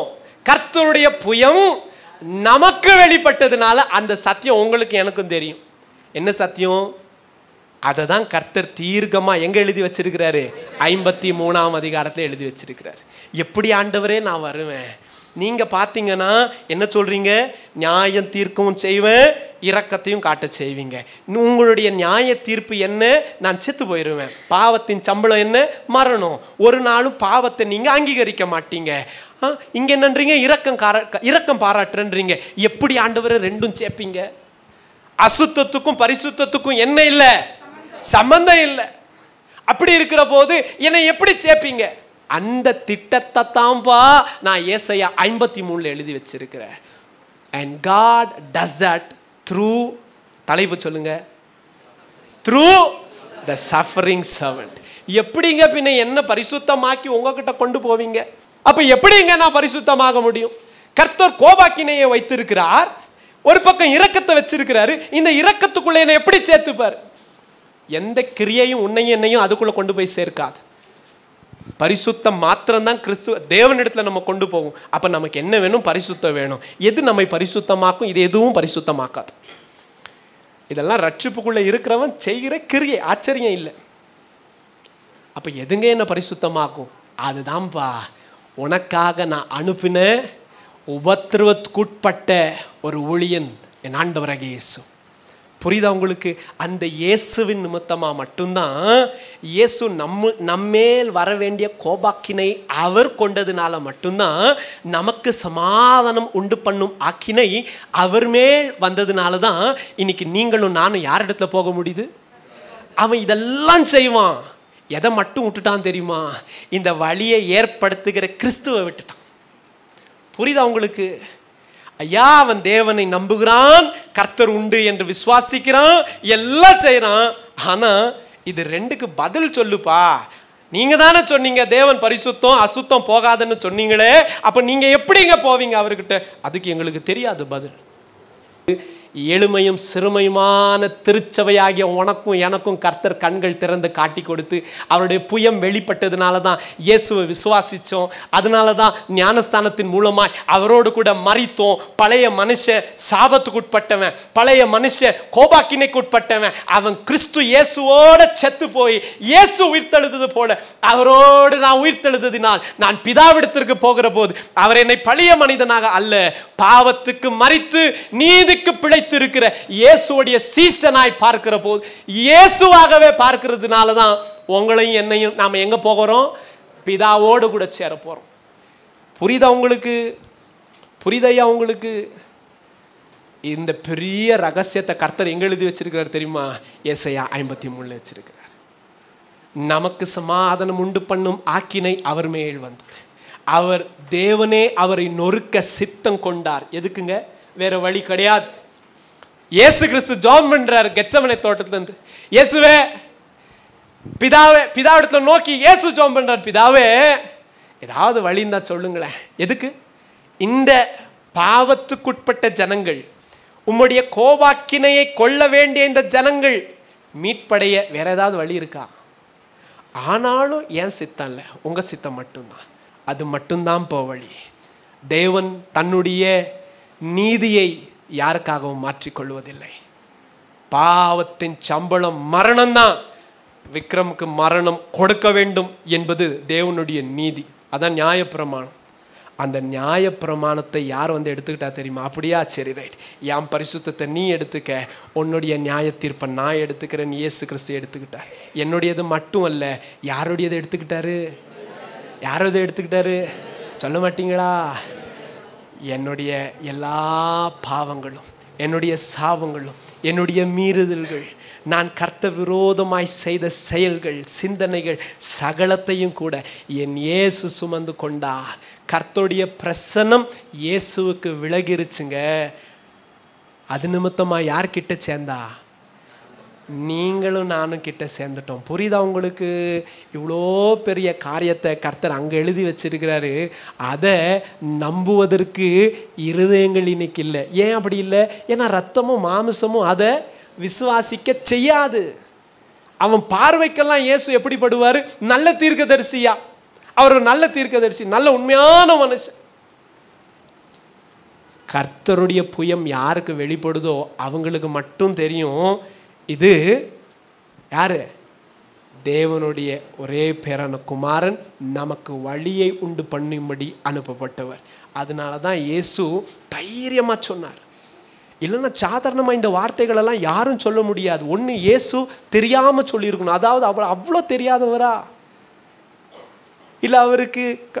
absolutely you should understand, no man who was respected and who was considered godly would ever claim or would ever dare to use this word saying I am the way, the truth and the life. நானே வழியும் சத்தியமும் ஜீவனும் என்று சொல்லி அவ்வளோ சாதாரணமாக யாராலும் சொல்ல முடியாது. சொல்லுங்க பார்க்கலாம். ஒன்று பொய்யா இருக்கணும், இல்லை உண்மையாக இருக்கணும். இது ரெண்டில் தான் ஒன்று இருக்கணும். see that? ஆண்டவராகிய இயேசு அதனால தான் அவ்வளோ தெளிவாக சொன்னார், நான் மட்டும்தான் வழி. எதுக்கு? ஜட்ஜ்மெண்ட் அண்ட் என்னது? Redemption. Justice and deliverance, wrath and hope. இது இந்த இடத்துல இருந்து இந்த இடத்துக்கு நீங்கள் கடந்து போக ஒரே ஒரு வழிதான். என்னது அது? சத்தமா சொல்ல மாட்டீங்களா? இன்னொரு வாட்டி சத்தமா சவ சொல்லுங்க பார்க்கலாம். நாம என்னோட சேர்ந்து சொல்லுங்க, நான் கர்த்தருடைய கோபாக்கினைக்கு உட்படுத்தாதபடிக்கு, கர்த்தருடைய ரட்சிப்புக்கு உட்படுத்தினது என் ஆண்டவராகிய இயேசு. அவரே அல்லாமல் எனக்கு வேற வழி இல்லை. அவருடைய நாமம் அல்லாமல் வானத்திலும் சரி, பூமியிலும் சரி, பூமியின் கீழ் தண்ணீரிலும் சரி ரட்சிக்கப்பட இயேசுவின் நாமமே அல்லாமல் வேற ஒண்ணும் இல்லையா. ஹல்லேலூயா. அதான் உண்மை. And God wants that to be revealed. நீங்களும் நானும் கற்றுக்கொள்ள வேண்டிய காரியம். இதை கர்த்தர் ஏசாயாவுக்கு அன்றைக்கே சொன்னது நடந்துச்சா இல்லையா? எல்லாருமே நடந்துருச்சு. அப்போது 53ஆம் அதிகாரம் நடந்த போது 65, 66 நடக்காதா? புரியல உங்களுக்கு? 65, 66லலாம் என்ன எழுதியிருக்கு? என்னையா? புதிய எருசலேமே, புதிய கிரியைகள், புதிய படைப்புகள், அவருடைய 1000 வருஷம் அரசாட்சி எப்படி இருக்க போது பூமியில், இதெல்லாம் எழுதப்பட்டிருக்கு. இவைகள் 730 ஆண்டுகளுக்கு முன்பாக எழுதப்பட்டது, நிறைவேறினது. இப்போ 700 வருஷத்தை கணக்கு போட்டு சும்மா அப்படி எழுதுங்களே. 700 வருஷம், இதுக்கு 2000 வருஷம் காத்திருக்கிறோம். எனி டைம் நடக்கலாம். Any time the Lord can do things and it is happening. நமக்கு தான் 700 வருஷம், கர்த்தருக்கு 700 வருஷம். 7 நாளெல்லாம் இல்லை, 1000 வருஷம் தான் ஒரு நாள். அப்போ 700 ஆண்டுகள் என்பது ஒரு 7 hours, ஒரு 7 hours கணக்காக இருந்திருக்கலாம். ஏசையா வாங்க ஒரு 7 மணி நேரத்துக்கு அப்புறமா என்ன நடக்குது காட்டுறேன்னு இருப்பார். அது நமக்கு தான் 700 ஆண்டு, 2000 வருஷம். கர்த்தருடைய பார்வைக்கு ஒரு நாள், 2 நாள் கணக்கு. அப்போ 2000 வருஷம் வேதாகமத்தின் படி எத்தனை நாள் கர்த்தருடைய பார்வைக்கு? 2 நாள். மொத்தமாக இப்போ வரைக்கும் எவ்வளோ வருஷம் ஆயிருக்கு? 6000 வருஷத்தோடைய ரெக்கார்டு இருக்குது நம்மகிட்ட வேதாகமத்தில். அப்போ எத்தனை நாள் கடந்திருக்கு? 6 நாள் முடிஞ்சு. 7வது நாள் என்ன நாள்? அதுக்கு தான் அவருடைய வருகை எனி டைமாக இருக்கலாம்னு சொல்லுவோம். We are done with 6 days. We have entered the 7th day. Anytime the service might start. Anytime the Lord's coming might be there. திருச்சபையாகி நீங்களும் நானும் அதற்காக நடக்கணும். எனி டைம்னா எப்போ பிரதர்? ஒரு 11:40க்கு வருவாரா பிரதர்? 12 o'clock வருவாரா பிரதர்? பாருங்கள், வேதாகமத்தில் கர்த்தர் அது எல்லாத்துக்குமே நல்ல அடையாளங்களை கொடுத்துருக்கிறாரு. புத்தி உள்ள நீங்களும் நானும் வேதத்தை வாசித்து நடக்கிற சம்பவங்களை சற்று அமர்ந்து கவனித்து பார்ப்போமானால் இருதயத்தில் நல்ல எச்சரிப்பை கொள்ளலாம். காலம் மிக மிக சமீபமாயிற்று என்பதை அறிந்து கொள்ளலாம். All these things are set, just set. It is just an ignition is awaiting. அவ்வளோதான். And everything will start to blow up. அப்போது நாம் வேதாகமத்தில் பார்க்கிறபடியே இவைகளை கர்த்தர் சகலத்தையும் தீர்க்கமும் திட்டமுமாய் செய்து வைத்து கொடுத்தார். இந்த சரவடி பட்டாசு பார்த்துருக்குறீங்களா? எத்தனை வாட்டி போய் ஃபயர் பண்ணணும்? அதை 1000 பட்டாசு இருக்குது, எல்லாத்தையும் சேர்த்து கட்டிட்டான். இப்போது எத்தனை வாட்டி ஃபயர் பண்ணணுங்க? 1 வச்சா போதும், மற்ற 1000மும் தன்னால் வெடிச்சுக்கிட்டே போகும். அப்படி தான் எல்லாம் செட் ஆகிடுச்சு. இப்போ வேணுமா இருக்கிறது என்ன தெரியுமா? ஒரே ஒரு ஃபயர் வச்சா போதும், தன்னால் எல்லாம் கர்த்தர் சொன்ன எல்லாமே வெகு சீக்கிரத்தில் மட்டன்னு விழுந்துடும். ஏன்னா வசனத்தில் அப்படியே எழுதியிருக்கு. இப்போ நான் சொன்னேன் இல்லையா, மடமடன்னுட்டுன்னு. நீங்கள் வாசித்து பாருங்கள், நட்சத்திரங்களெல்லாம் எப்படி விழுமா? மடன்னு விழுந்துரும். டைம் எடுத்துக்கிட்டு விழாது. சரவெடி பட்டாசாட்டம் மடன்னு விழும். எல்லா காரியங்களும் எழுதப்பட்ட தீர்க்க தரிசன வார்த்தைகள் ஒன்றாகிலும் குறைந்து போகாமல், ஒன்றாகிலும் மறக்கப்படாமல் அத்தனையும் நிறைவேறும். அந்த காலத்தில் தான் வந்து நிற்கிறோம். இது அறிந்து கொள்ளுகிற திருச்சபையாகிய நீங்களும் நானும் கர்த்தரிடத்தை என்ன சொல்லணும் தெரியுமா? ரட்சிப்பு உங்களிடத்துலேருந்து மட்டும்தான் உண்டாகுது என்பதை தனிப்பட்ட வாழ்க்கையில் நான் ருசி பார்க்கணும். ஆண்டவரே, ஒரு அசுத்தமுள்ள மனுஷன் பரிசுத்தமுள்ள தேவனிடத்திற்கு போக முடியாது. அப்போ என்னதான் என் வழி? என்னதான் வழி? உங்களுக்கு லேவியராகமத்தின் புஸ்தகம் தலைப்பு ஞாபகம் இருக்கா? என்ன வழி? வழி. அதான் இங்கேயும் காட்டுறோம். நாம் எல்லாரும் கர்த்தரோடு சேர ஒரே வழி என்ன தெரியுமா? கிறிஸ்து இயேசு நம் பாவங்களை சுமக்க வேண்டும். அது தவிர வேற வழி இல்லை. அதுக்கு தான் இயேசு பிதாவாகிய தேவன் ஒரே பேரான குமாரனாக இருந்தாலும் நம்மேல் வைத்த அன்பு நிமித்தமாய் அவரை கொடுத்து நம்மேல் வைத்த அன்பை விளங்க பண்ணினார். எப்படி விளங்க பண்ணினார்? நம்முடைய அசுத்தத்தை எடுத்து குமாரன் மேல், நம்முடைய பாவங்களை எடுத்து நம்முடைய சாபங்களை எடுத்து குமாரன் மேல் வைத்து, பாவம் எங்க இருக்கோ அங்க தேவ பிரசன்னம் இருக்கார், அங்க விட்டு நம்ம பிடிச்சுக்கிட்டார். தெரியுமா? Do you know that? God rightfully everything should be deserved to Jesus. ஆனால் யாருக்கு கொடுத்தாரு? யாக்கோப் என்ன பண்ணிட்டார் தெரியுமா? தனக்கு 2 குமாரர்கள், அதாவது யோசேப்புக்கு 2 குமாரர்கள். ஒருத்தர் இப்ராயிம், ஒருத்தர் மனாசா. மனாசா யார் அப்படின்னு சொன்னால் மூத்தவன், இப்ராஹிம் இளையவன். யோசேப்பு 2 குமாரர்களையும் யாக்கோபிடத்தில் கொண்டு போகிறான். அப்பா, என் தகப்பனே, நீர் இஸ்ரவேல், கர்த்தர் உன்னை இஸ்ரவேலாக ஆசீர்வதிச்சிருக்கிறார், என் பிள்ளைகளை ஆசீர்வதிங்க. யாருப்பா அது? மனாசா, போப்பா தாத்தாவுடைய ரைட் சைடில் நில்லுங்க. இப்ராஹிம் போங்க தாத்தாவுடைய லெஃப்ட் சைடில் நில்லுங்க. அப்பா ஆசீர்வதிங்கன்னாக்கா அவர் என்ன தெரியுமா பண்ணார்? கையை மாற்றி வச்சுட்டார். இதை பார்க்குற யோசேப்பு சொல்கிறார், தகப்பனே அப்படி அல்ல.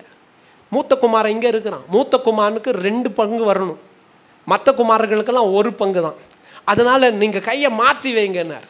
யாக்கோபு சொன்னார், எனக்கு தெரியும்ப்பா, நீ கவலைப்படாது. I know you don't worry. And he still blessed the same way. And you know what I picture there? That is exactly how God dealt with Christ and you and me. He is supposed to receive எல்லா நன்மையும் மேன்மையும் கிறிஸ்து இயேசு மாத்திரமே பற்றி கொள்ள வேண்டியதாக இருந்துச்சு. But Father out of his love crossed his hands and put the right arm towards us and left the other one for Jesus on the Calvary. அவர் கல்வாரியிலே, ஏன் ஆண்டவரே என்னை கைவிட்டீர், என் தேவனை ஏன் என்னை கைவிட்டீர்? காரணம் இதுதான். என்ன காரணம் சொல்லுங்க, சத்தமாக சொல்ல மாட்டீங்களா? இயேசுவே, நீர் அப்படி கதறினால தான் ஐயா, என் மூத்த சகோதரனே, நீர் அப்படி தவித்ததினால்தான் பிதா என் கரத்தை பிடித்து கொண்டார். ஹல்லேலூயா. இயேசுடைய தியாகம் தெரியுதா உங்களுக்கு? துக்கம் நிறைந்த ஒரு எஜமான் தன் வருத்தத்துக்கு இப்போ எதிர்பார்க்குறதெல்லாம் ஒரு ஒன்று தான். என்ன தெரியுமா? இவ்வளவும் நான் சகிச்சுக்கிட்டேன், பரவாயில்ல, இவ்வளவும் நான் தாங்கிக்கிட்டேன், சரி. அந்த சத்தியத்தை நிதி அமைச்சருக்கு வெளிப்படுத்தினது போல பரிசுத்த ஆவியானவர் உங்களுக்கும் எனக்கும் அந்த சத்தியத்தை வெளிப்படுத்தும் கொடுத்துட்டார்.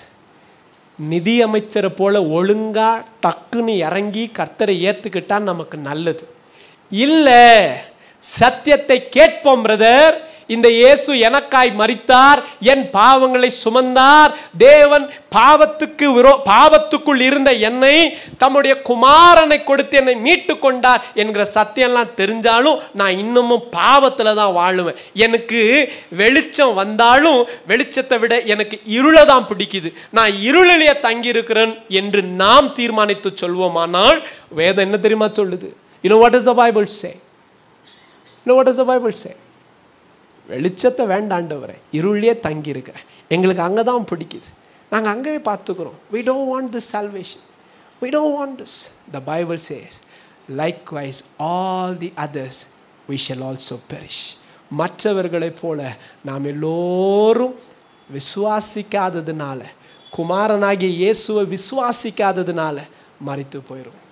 இவ்வளோ பெரிய சத்தியம் எங்க எழுதி இருக்கு திருச்சபை சொல்லுங்க? பிதா செஞ்சு கொடுத்த ஒரே வழி என்ன தெரியுமா? பாவியா இருக்கிற நீயும் நானும் பிதாவுக்கு போக யார் ஒரே ஒரு வழி?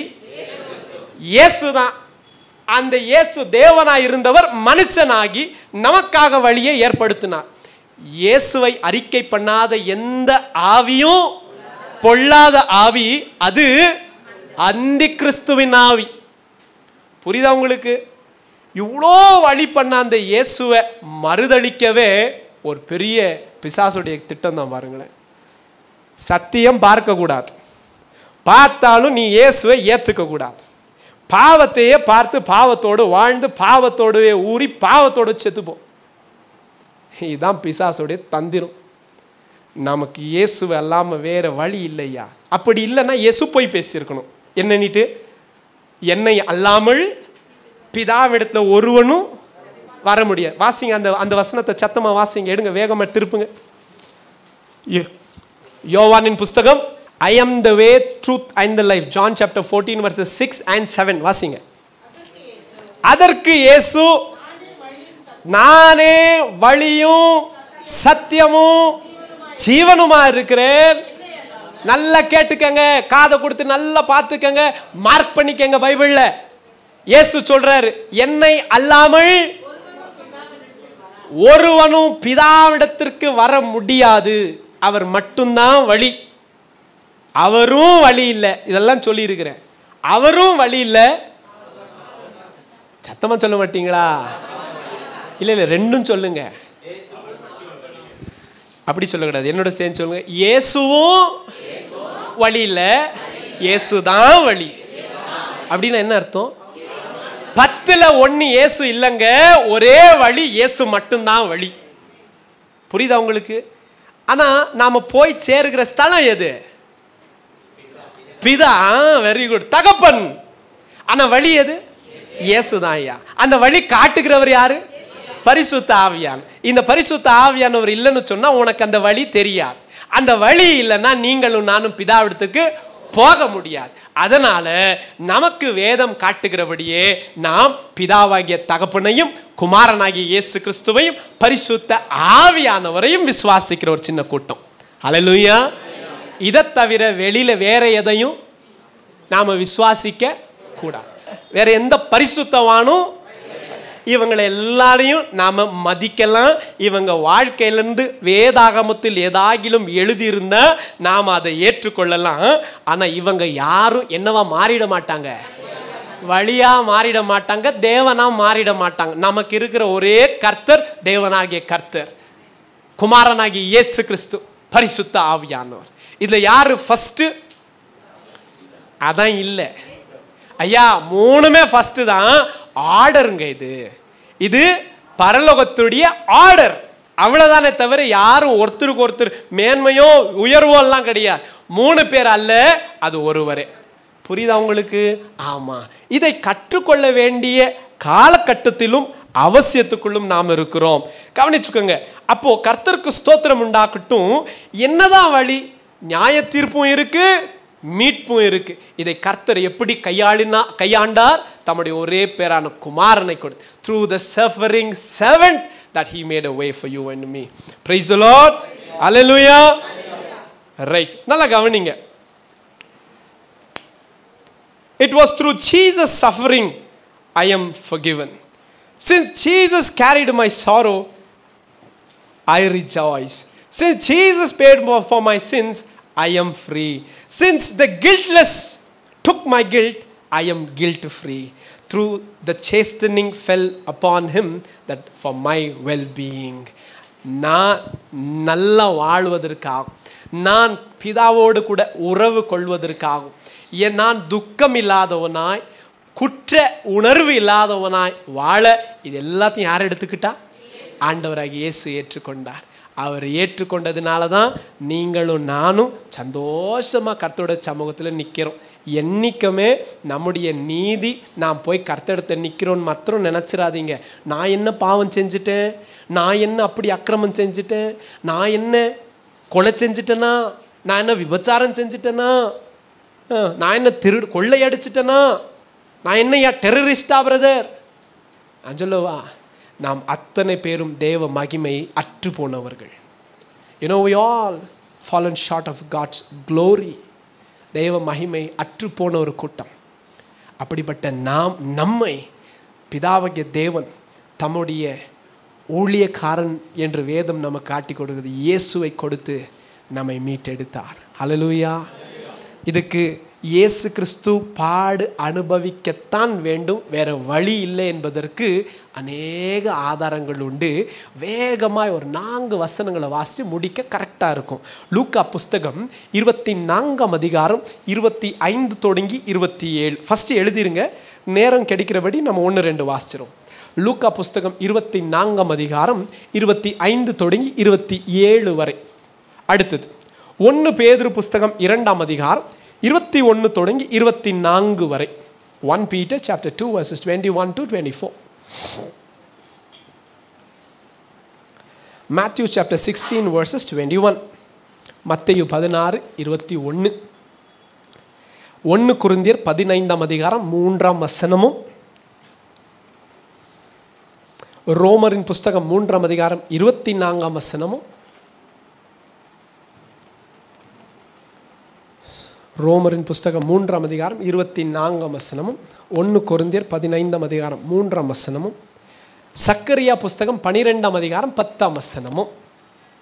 சரி, வேகமாக ஒரு 2-3 வசனங்களை வேகமாக வாசிக்கலாம். லூக்கா 24ஆம் அதிகாரம் 25-27. நான் சொன்னேன் இல்லையா, என்னதான் வழி? அப்போ குமாரன இயேசு கிறிஸ்து பாடுகளுக்குள் போகத்தான் வேண்டும். It is only through the suffering servant that we have, it is only through the suffering servant that we have salvation. என்னோட சேர்ந்து சொல்ல மாட்டீங்களா? இந்த உபத்திரவப்படப்பட்ட இந்த ஊழியர் ஆண்டவராகிய இயேசுவின் நிமித்தமாய் மாத்திரமே நமக்கு ரட்சிப்பு. அவர் பாடுபடலைன்னா நமக்கு ரட்சிப்பு இல்லை. வாசிக்கலாம். லூக்கா 24ஆம் அதிகாரம் 25 தொடங்கி 27 வரை. அப்பொழுது அவர் அவர்களை நோக்கி, தீர்க்கதரிசிகள் சொன்ன யாவையும் விசுவாசிப்பதற்கு புத்தி இல்லாத மந்த இருதயம் உள்ளவர்களே, கிறிஸ்து இயேசு இவ்விதமாய்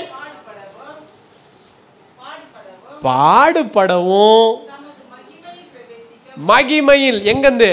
ஃப்ரம் இன்கார்னேஷன் டு கொரோனேஷன், மகிமைப்படும் பொருட்டு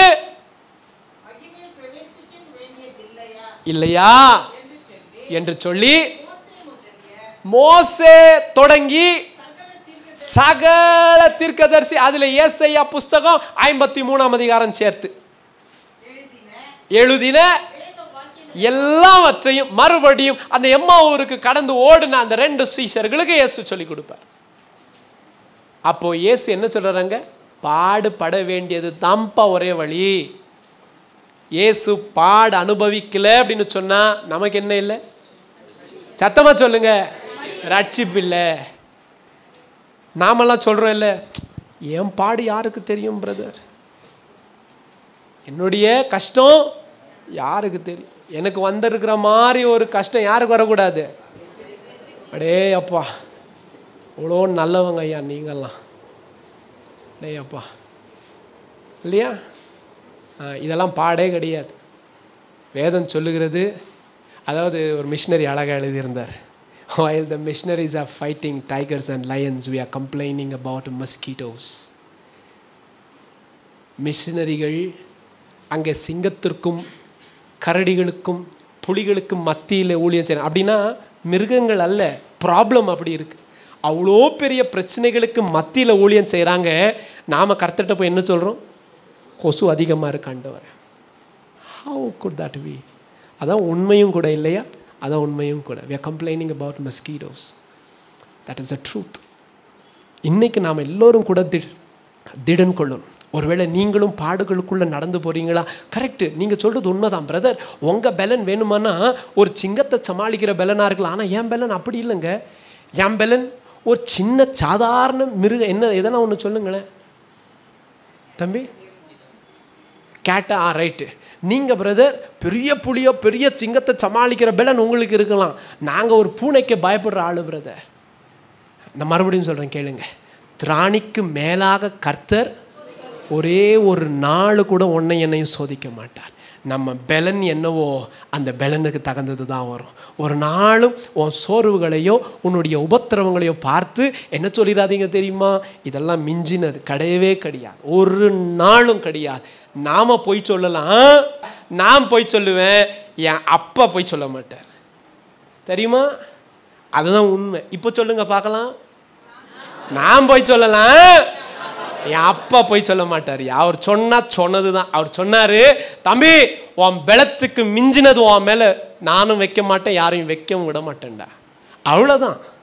அவருக்கு தெரியும் என் பலன் என்ன, என்னுடைய திராணி என்ன என்பது தெரியும். அதுக்கு மீறி வச்சா என் அப்பா என்ன தெரியுமா சொல்லுவார், இவ்வளோதான் வர முடியும், இன்னும் ஒரே ஒரு புஸ்தகத்தை மேலே வச்சாலும் கீழே விழுந்துருவேன். புஸ்தகத்தை வைக்கிறதுக்கு முன்னாடி கீழே கை வந்து சேரும் அவருடைய கை, அதுக்கப்புறமா தான் வைப்பேன்.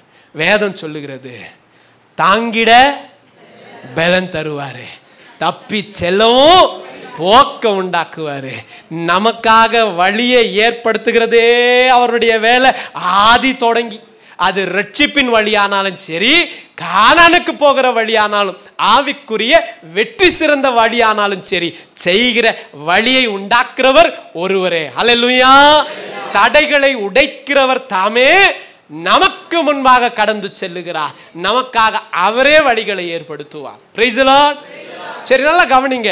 அப்ப வேதாகமத்தில் இயேசு சொல்லுகிறார், குமாரன் நான் பாட அனுபவிக்கலனா உனக்கு ரட்சிப்பு இல்லை, உன் இருதயம் இன்னமும் மந்தமா இருக்கா, விழித்துக்கொள், சத்தியத்தை பாரு என்று சொல்லி எம்மாவுடைய சீஷர்களின் கண்களை திறந்த போதுதான் ஏசாயா 53 அவங்களுக்கும் புரியுது.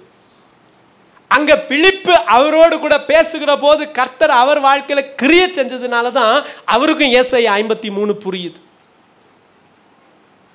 அன்னைக்கு பேதுருக்கு பரிசுத்த ஆவியானவர் பேசினதுனால தான் அவர் தேவனுடைய ஒரே பேரான குமாரன் என்கிறத புரியுது. இன்னைக்கு உங்களுக்கும் எனக்கும் கர்த்தருடைய ரட்சிப்பின் திட்டம் புரியணும்னாலே என்ன வேணும் தெரியுமா? அந்த கர்த்தருடைய இரக்கம் வேணும். நாம் செய்ய வேண்டியது ஒன்று தான். இப்போ தான் புதுசாக கர்த்தரை தேடுறோம் பிரதர், எனக்கு கர்த்தரை குறித்து அவ்வளோலாம் தெரியாது, எனக்கு இந்த வேதத்தை குறித்து தெரியாது, நீங்கள் சொல்கிறதெல்லாம் எங்களுக்கு ஒன்றும் அவ்வளோவா புரியாது. அப்படி புதுசாக இருக்கிறவங்க நல்லா கேட்டுக்கங்க. நீங்கள் செய்ய வேண்டியதெல்லாம் ஒன்று தான். இந்த பரிசுத்தமுள்ள தேவன் நான் அசுத்தம்னு நமக்கு கண்டிப்பாக தெரியும். வேதம் சொல்கிறத நம்பலனாலும் சொந்த மனசாட்சி சொல்லும் நாம் யோகியர் அல்ல. கரெக்டு தானே? நாம் யோகியர் அல்லன்னு கண்டிப்பாக நமக்கு மனசாட்சியாவது சொல்லணும். நாம் பரிசுத்தவான். சரி ரைட்டு, தெரியுதில்ல. இப்போ எப்படி கர்த்தரோடு நாம் சேருவோம்? இந்த கர்த்தர் உண்மை, இந்த தேவன் நமக்காக வழி உண்டாக்கினது என்ன, இவைகளை எல்லாம் கர்த்தருடைய வெளிப்பாடு இல்லாமல் நமக்கு உண்டாகாது. அதுக்கு என்ன செய்யணும்? கர்த்தரை உண்மையாக கேட்கணும். ஒருவேளை கிறிஸ்தவத்துக்குள்ளே தான் இருக்கிறேன், இன்னைக்கு பரத்தை போல இன்னைக்கும் நேத்த நான் வரல, நான் வந்து 5-6 வருஷம் ஆகுது, 10 வருஷம் ஆகுது, ஆனால் கிறிஸ்து இயேசு எனக்காக அவர் செஞ்சதெல்லாம் கேட்டிருக்கிறேன்னு தவிர நான் தனிப்பட்ட வாழ்க்கையில் உணர்ந்தது இல்லைன்னு சொன்னால், இப்போவும் நீங்கள் என்ன தெரியுமா பண்ணலாம்? கர்த்தரிடத்துல கேட்கலாம். ரத்தமும் மாமிசமும் எனக்கு வெளிப்படுத்தாத ஆண்டவரே, நீர் என்னை ரட்சித்தது உண்மை என்பதை என் ஆத்துமா அறிந்து கொள்ள என் கண்களை திறந்தருளுங்க அப்படின்னு தைரியமாக நம்ம அப்பா கிட்ட பொய்யை சொல்லாமல் என்ன பண்ணலாம்? உண்மையை சொல்லலாம். And he will take you through that wonderful experience of your salvation. He will assure you of your salvation. நம்முடைய ரட்சிப்பை அவர் உறுதியாக்கி உனக்கு கையில் கொடுப்பார். இதாண்டா ரட்சிப், நான் ஏற்படுத்தின ரட்சிப். அந்த ரட்சிப்பின் பாத்திரத்தை ஏந்தினவர்களாகத்தான் நீங்களும் நானும் அப்பாவுடைய வருகைக்கு காத்திருக்கிறவர்களாக நிற்போம். புரியுதா உங்களுக்கு? வாசிக்கலாம். அடுத்த வசனத்தை வாசிங்க. அவர் பாடுபடாமல் நமக்கு ரட்சிப்பில்லை. வாசிக்கலாம். 2ஆம் அதிகாரம் 21ஆம் வசனம் தொடங்கி வேக வேகமாய். ஏனெனில் கிறிஸ்துவும் உங்களுக்காக பாடுபட்டு கிறிஸ்துவும் நமக்காக பாடுபட்டது போல இன்னைக்கு நாம யாருடைய அடிச்சுவடுகளை பின்பற்றி போறோம்? அவருடைய அடிச்சுவடுகளை பின்பற்றி போகிறோம். அவரு பாடுகொட்படுத்தப்பட்டார். அவரை பின்பற்றுகிற நீங்களும் நானும் கூட பாடுகளின் வழியாய் கடந்து தான் போவோம். He has set an example for us that he suffered, and because of his suffering that we got our salvation. அடுத்தது வாசிக்கலாம். மத்தேயு 16:21. இயேசு கிறிஸ்து ஒரு முறை இல்லை 3 முறை சொல்லுவார் சீஷர்களை அழைத்து. அது முதல் இயேசு தாம் எருசலேமுக்கு போய் மூப்பராலும் பிரதான ஆசாரியராலும் வேத பாரகராலும் பல பாடுகளை பட்டு கொலையுண்டு 3ஆம் நாளில் எழுந்திருக்க வேண்டும் என்பதை சீஷர்களுக்கு சொல்ல தொடங்கினார். See that? Jesus said, for the Son of Man has to suffer. மனுஷகுமாரன் காட்டி கொடுக்கப்படவும், அடிக்கப்படவும், கொலை செய்யப்படவும், அடக்கம் பண்ணப்படவும், 3ஆம் நாளில் உயிர்த்தெழவும் அவசியமாக இருக்கிறது. எழுதப்பட்டு இருக்குப்பா. அதான்பா சுவிசேஷம் நமக்கு. வாசிங்க 1 கொரிந்தியரின் புஸ்தகம் 15ஆம் அதிகாரம் 3ஆம் வசனத்தை வேகமா. நான் அடைந்ததும் உங்களுக்கு பிரதானமுமாய் முக்கியமாக கொடுத்தது என்னன்னா, நான் பெற்றுக்கிட்டேன், உங்களுக்கும் கொடுத்தேன். நம்ம 2 பேருக்கும் ரொம்ப ரொம்ப முக்கியமானது என்ன தெரியுமா? கிறிஸ்து இயேசுவானவர். வேத ஏசாயா புஸ்தகம் 53ஆம் அதிகாரம், இன்றைக்கு ஏசாயா புஸ்தகம் 53ஆம் அதிகாரத்தின் படி நமது பாவங்களுக்காக மரித்து அடக்கம் பண்ணப்பட்டு வேத வாக்கியங்களின் படியே 3ஆம் நாளில் உயிர்த்தெழ வேண்டும் என்பது பாருங்களேன். See that? It is required and it was according to scripture that Jesus suffered, and without his suffering we have no salvation. அவர் பாட அனுபவியாமல் நமக்கு என்ன இல்லை? ரட்சிப்பு இல்லை.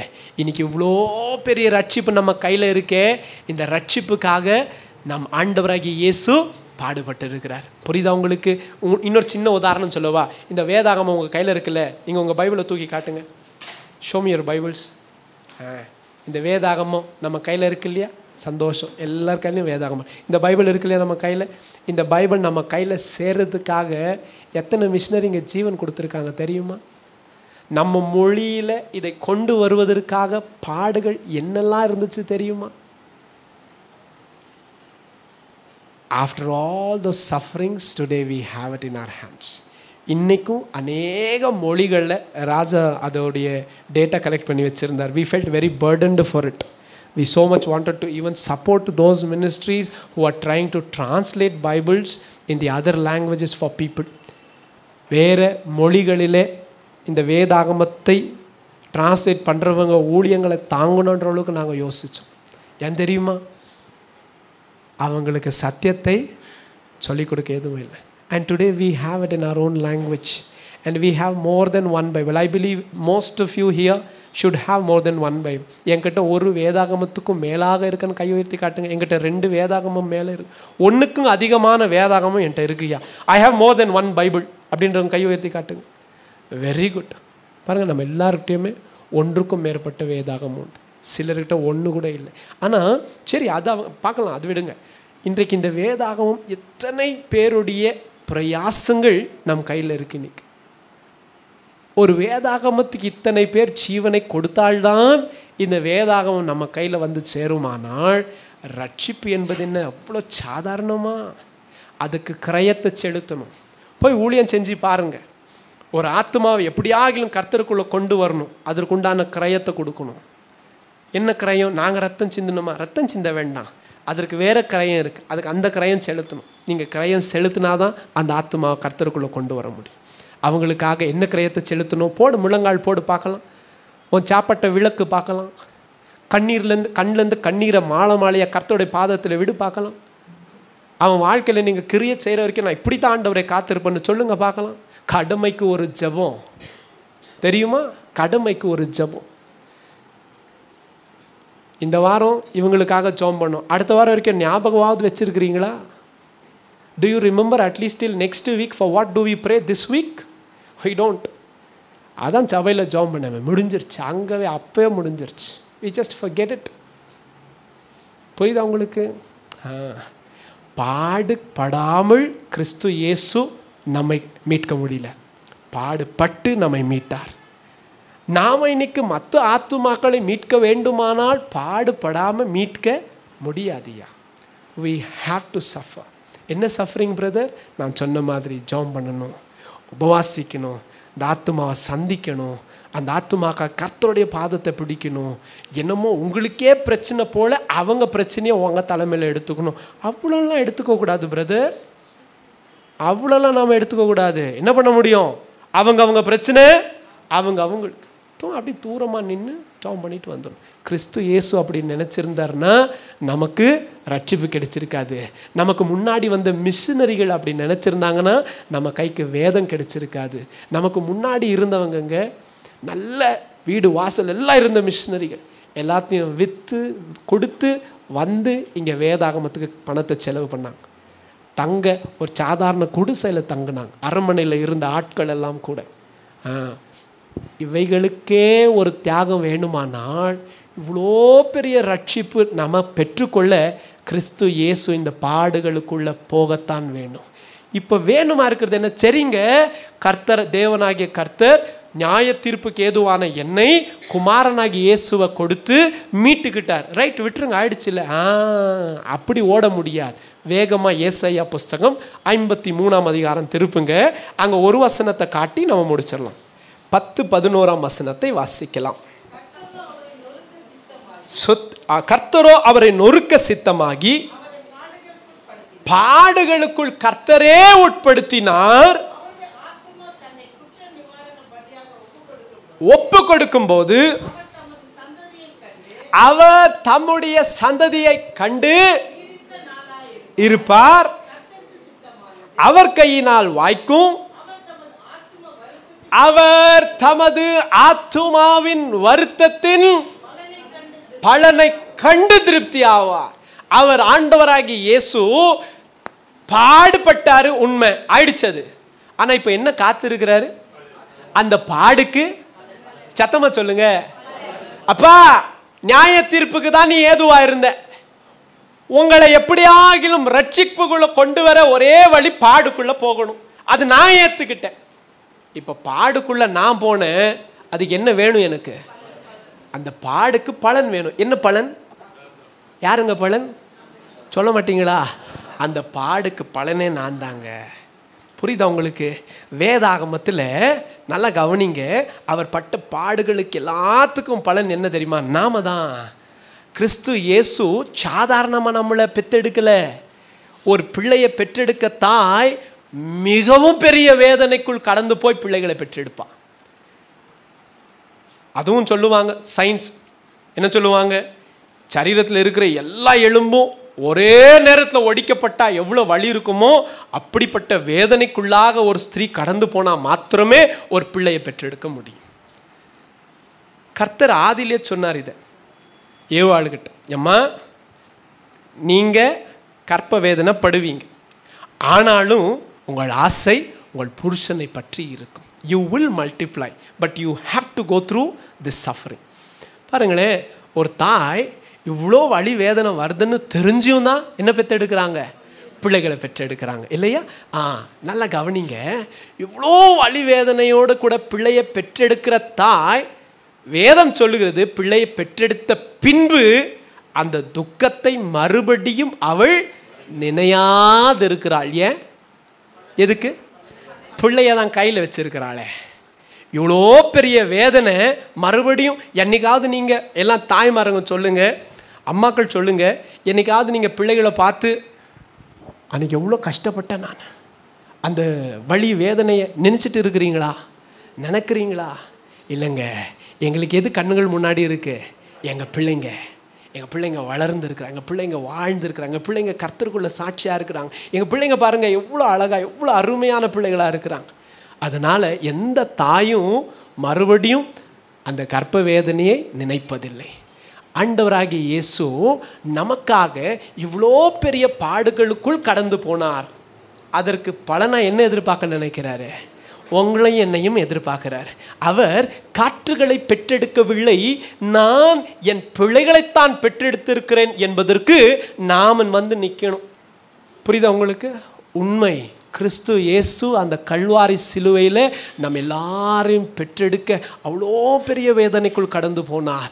அவர் வேதனைக்குள்ளே கடந்து போகலை அப்படின்னு சொன்னால் நமக்கு இன்றைக்கி ரட்சிப்பு இல்லை.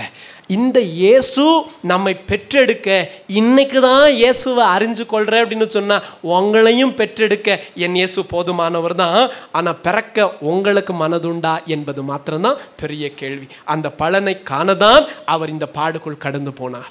எந்த தாயாவது அல்லது எந்த கர்ப்பிணி, அதாவது இப்போது பிள்ளை பெற்றெடுக்க போகிறாங்க, அந்த பிள்ளைய எல்லாரும் சொந்தக்காரங்களாம் வந்து என்ன பண்ணுவாங்க தெரியுமா?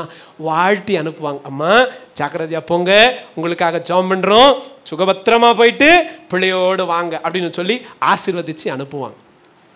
யாராவது வந்து என்ன நடக்குமோ யாருக்கு தெரியும் அப்படின்னு சொல்லி கேள்விப்பட்டிருக்கிறீங்களா? Nobody would do it. யாரும் சொல்ல மாட்டாங்க. எல்லாரும் பலனை எதிர்பார்ப்பாங்க. And no mothers would dare to go through this pain for vain. எந்த தாயும் இந்த வழிகளுக்குள்ள சும்மா கடந்து போக ஆசைப்பட மாட்டாங்க. அது நிமித்தமாய் ஒரு பிள்ளையை பெற்றெடுக்கணும், அதை பிள்ளை கர்த்தருக்காக வளர்க்கணும் என்கிற ஒரு பெரிய வாஞ்சையோடு கூட தான் அந்த வழிகளுக்குள்ள கடந்து போவாங்க.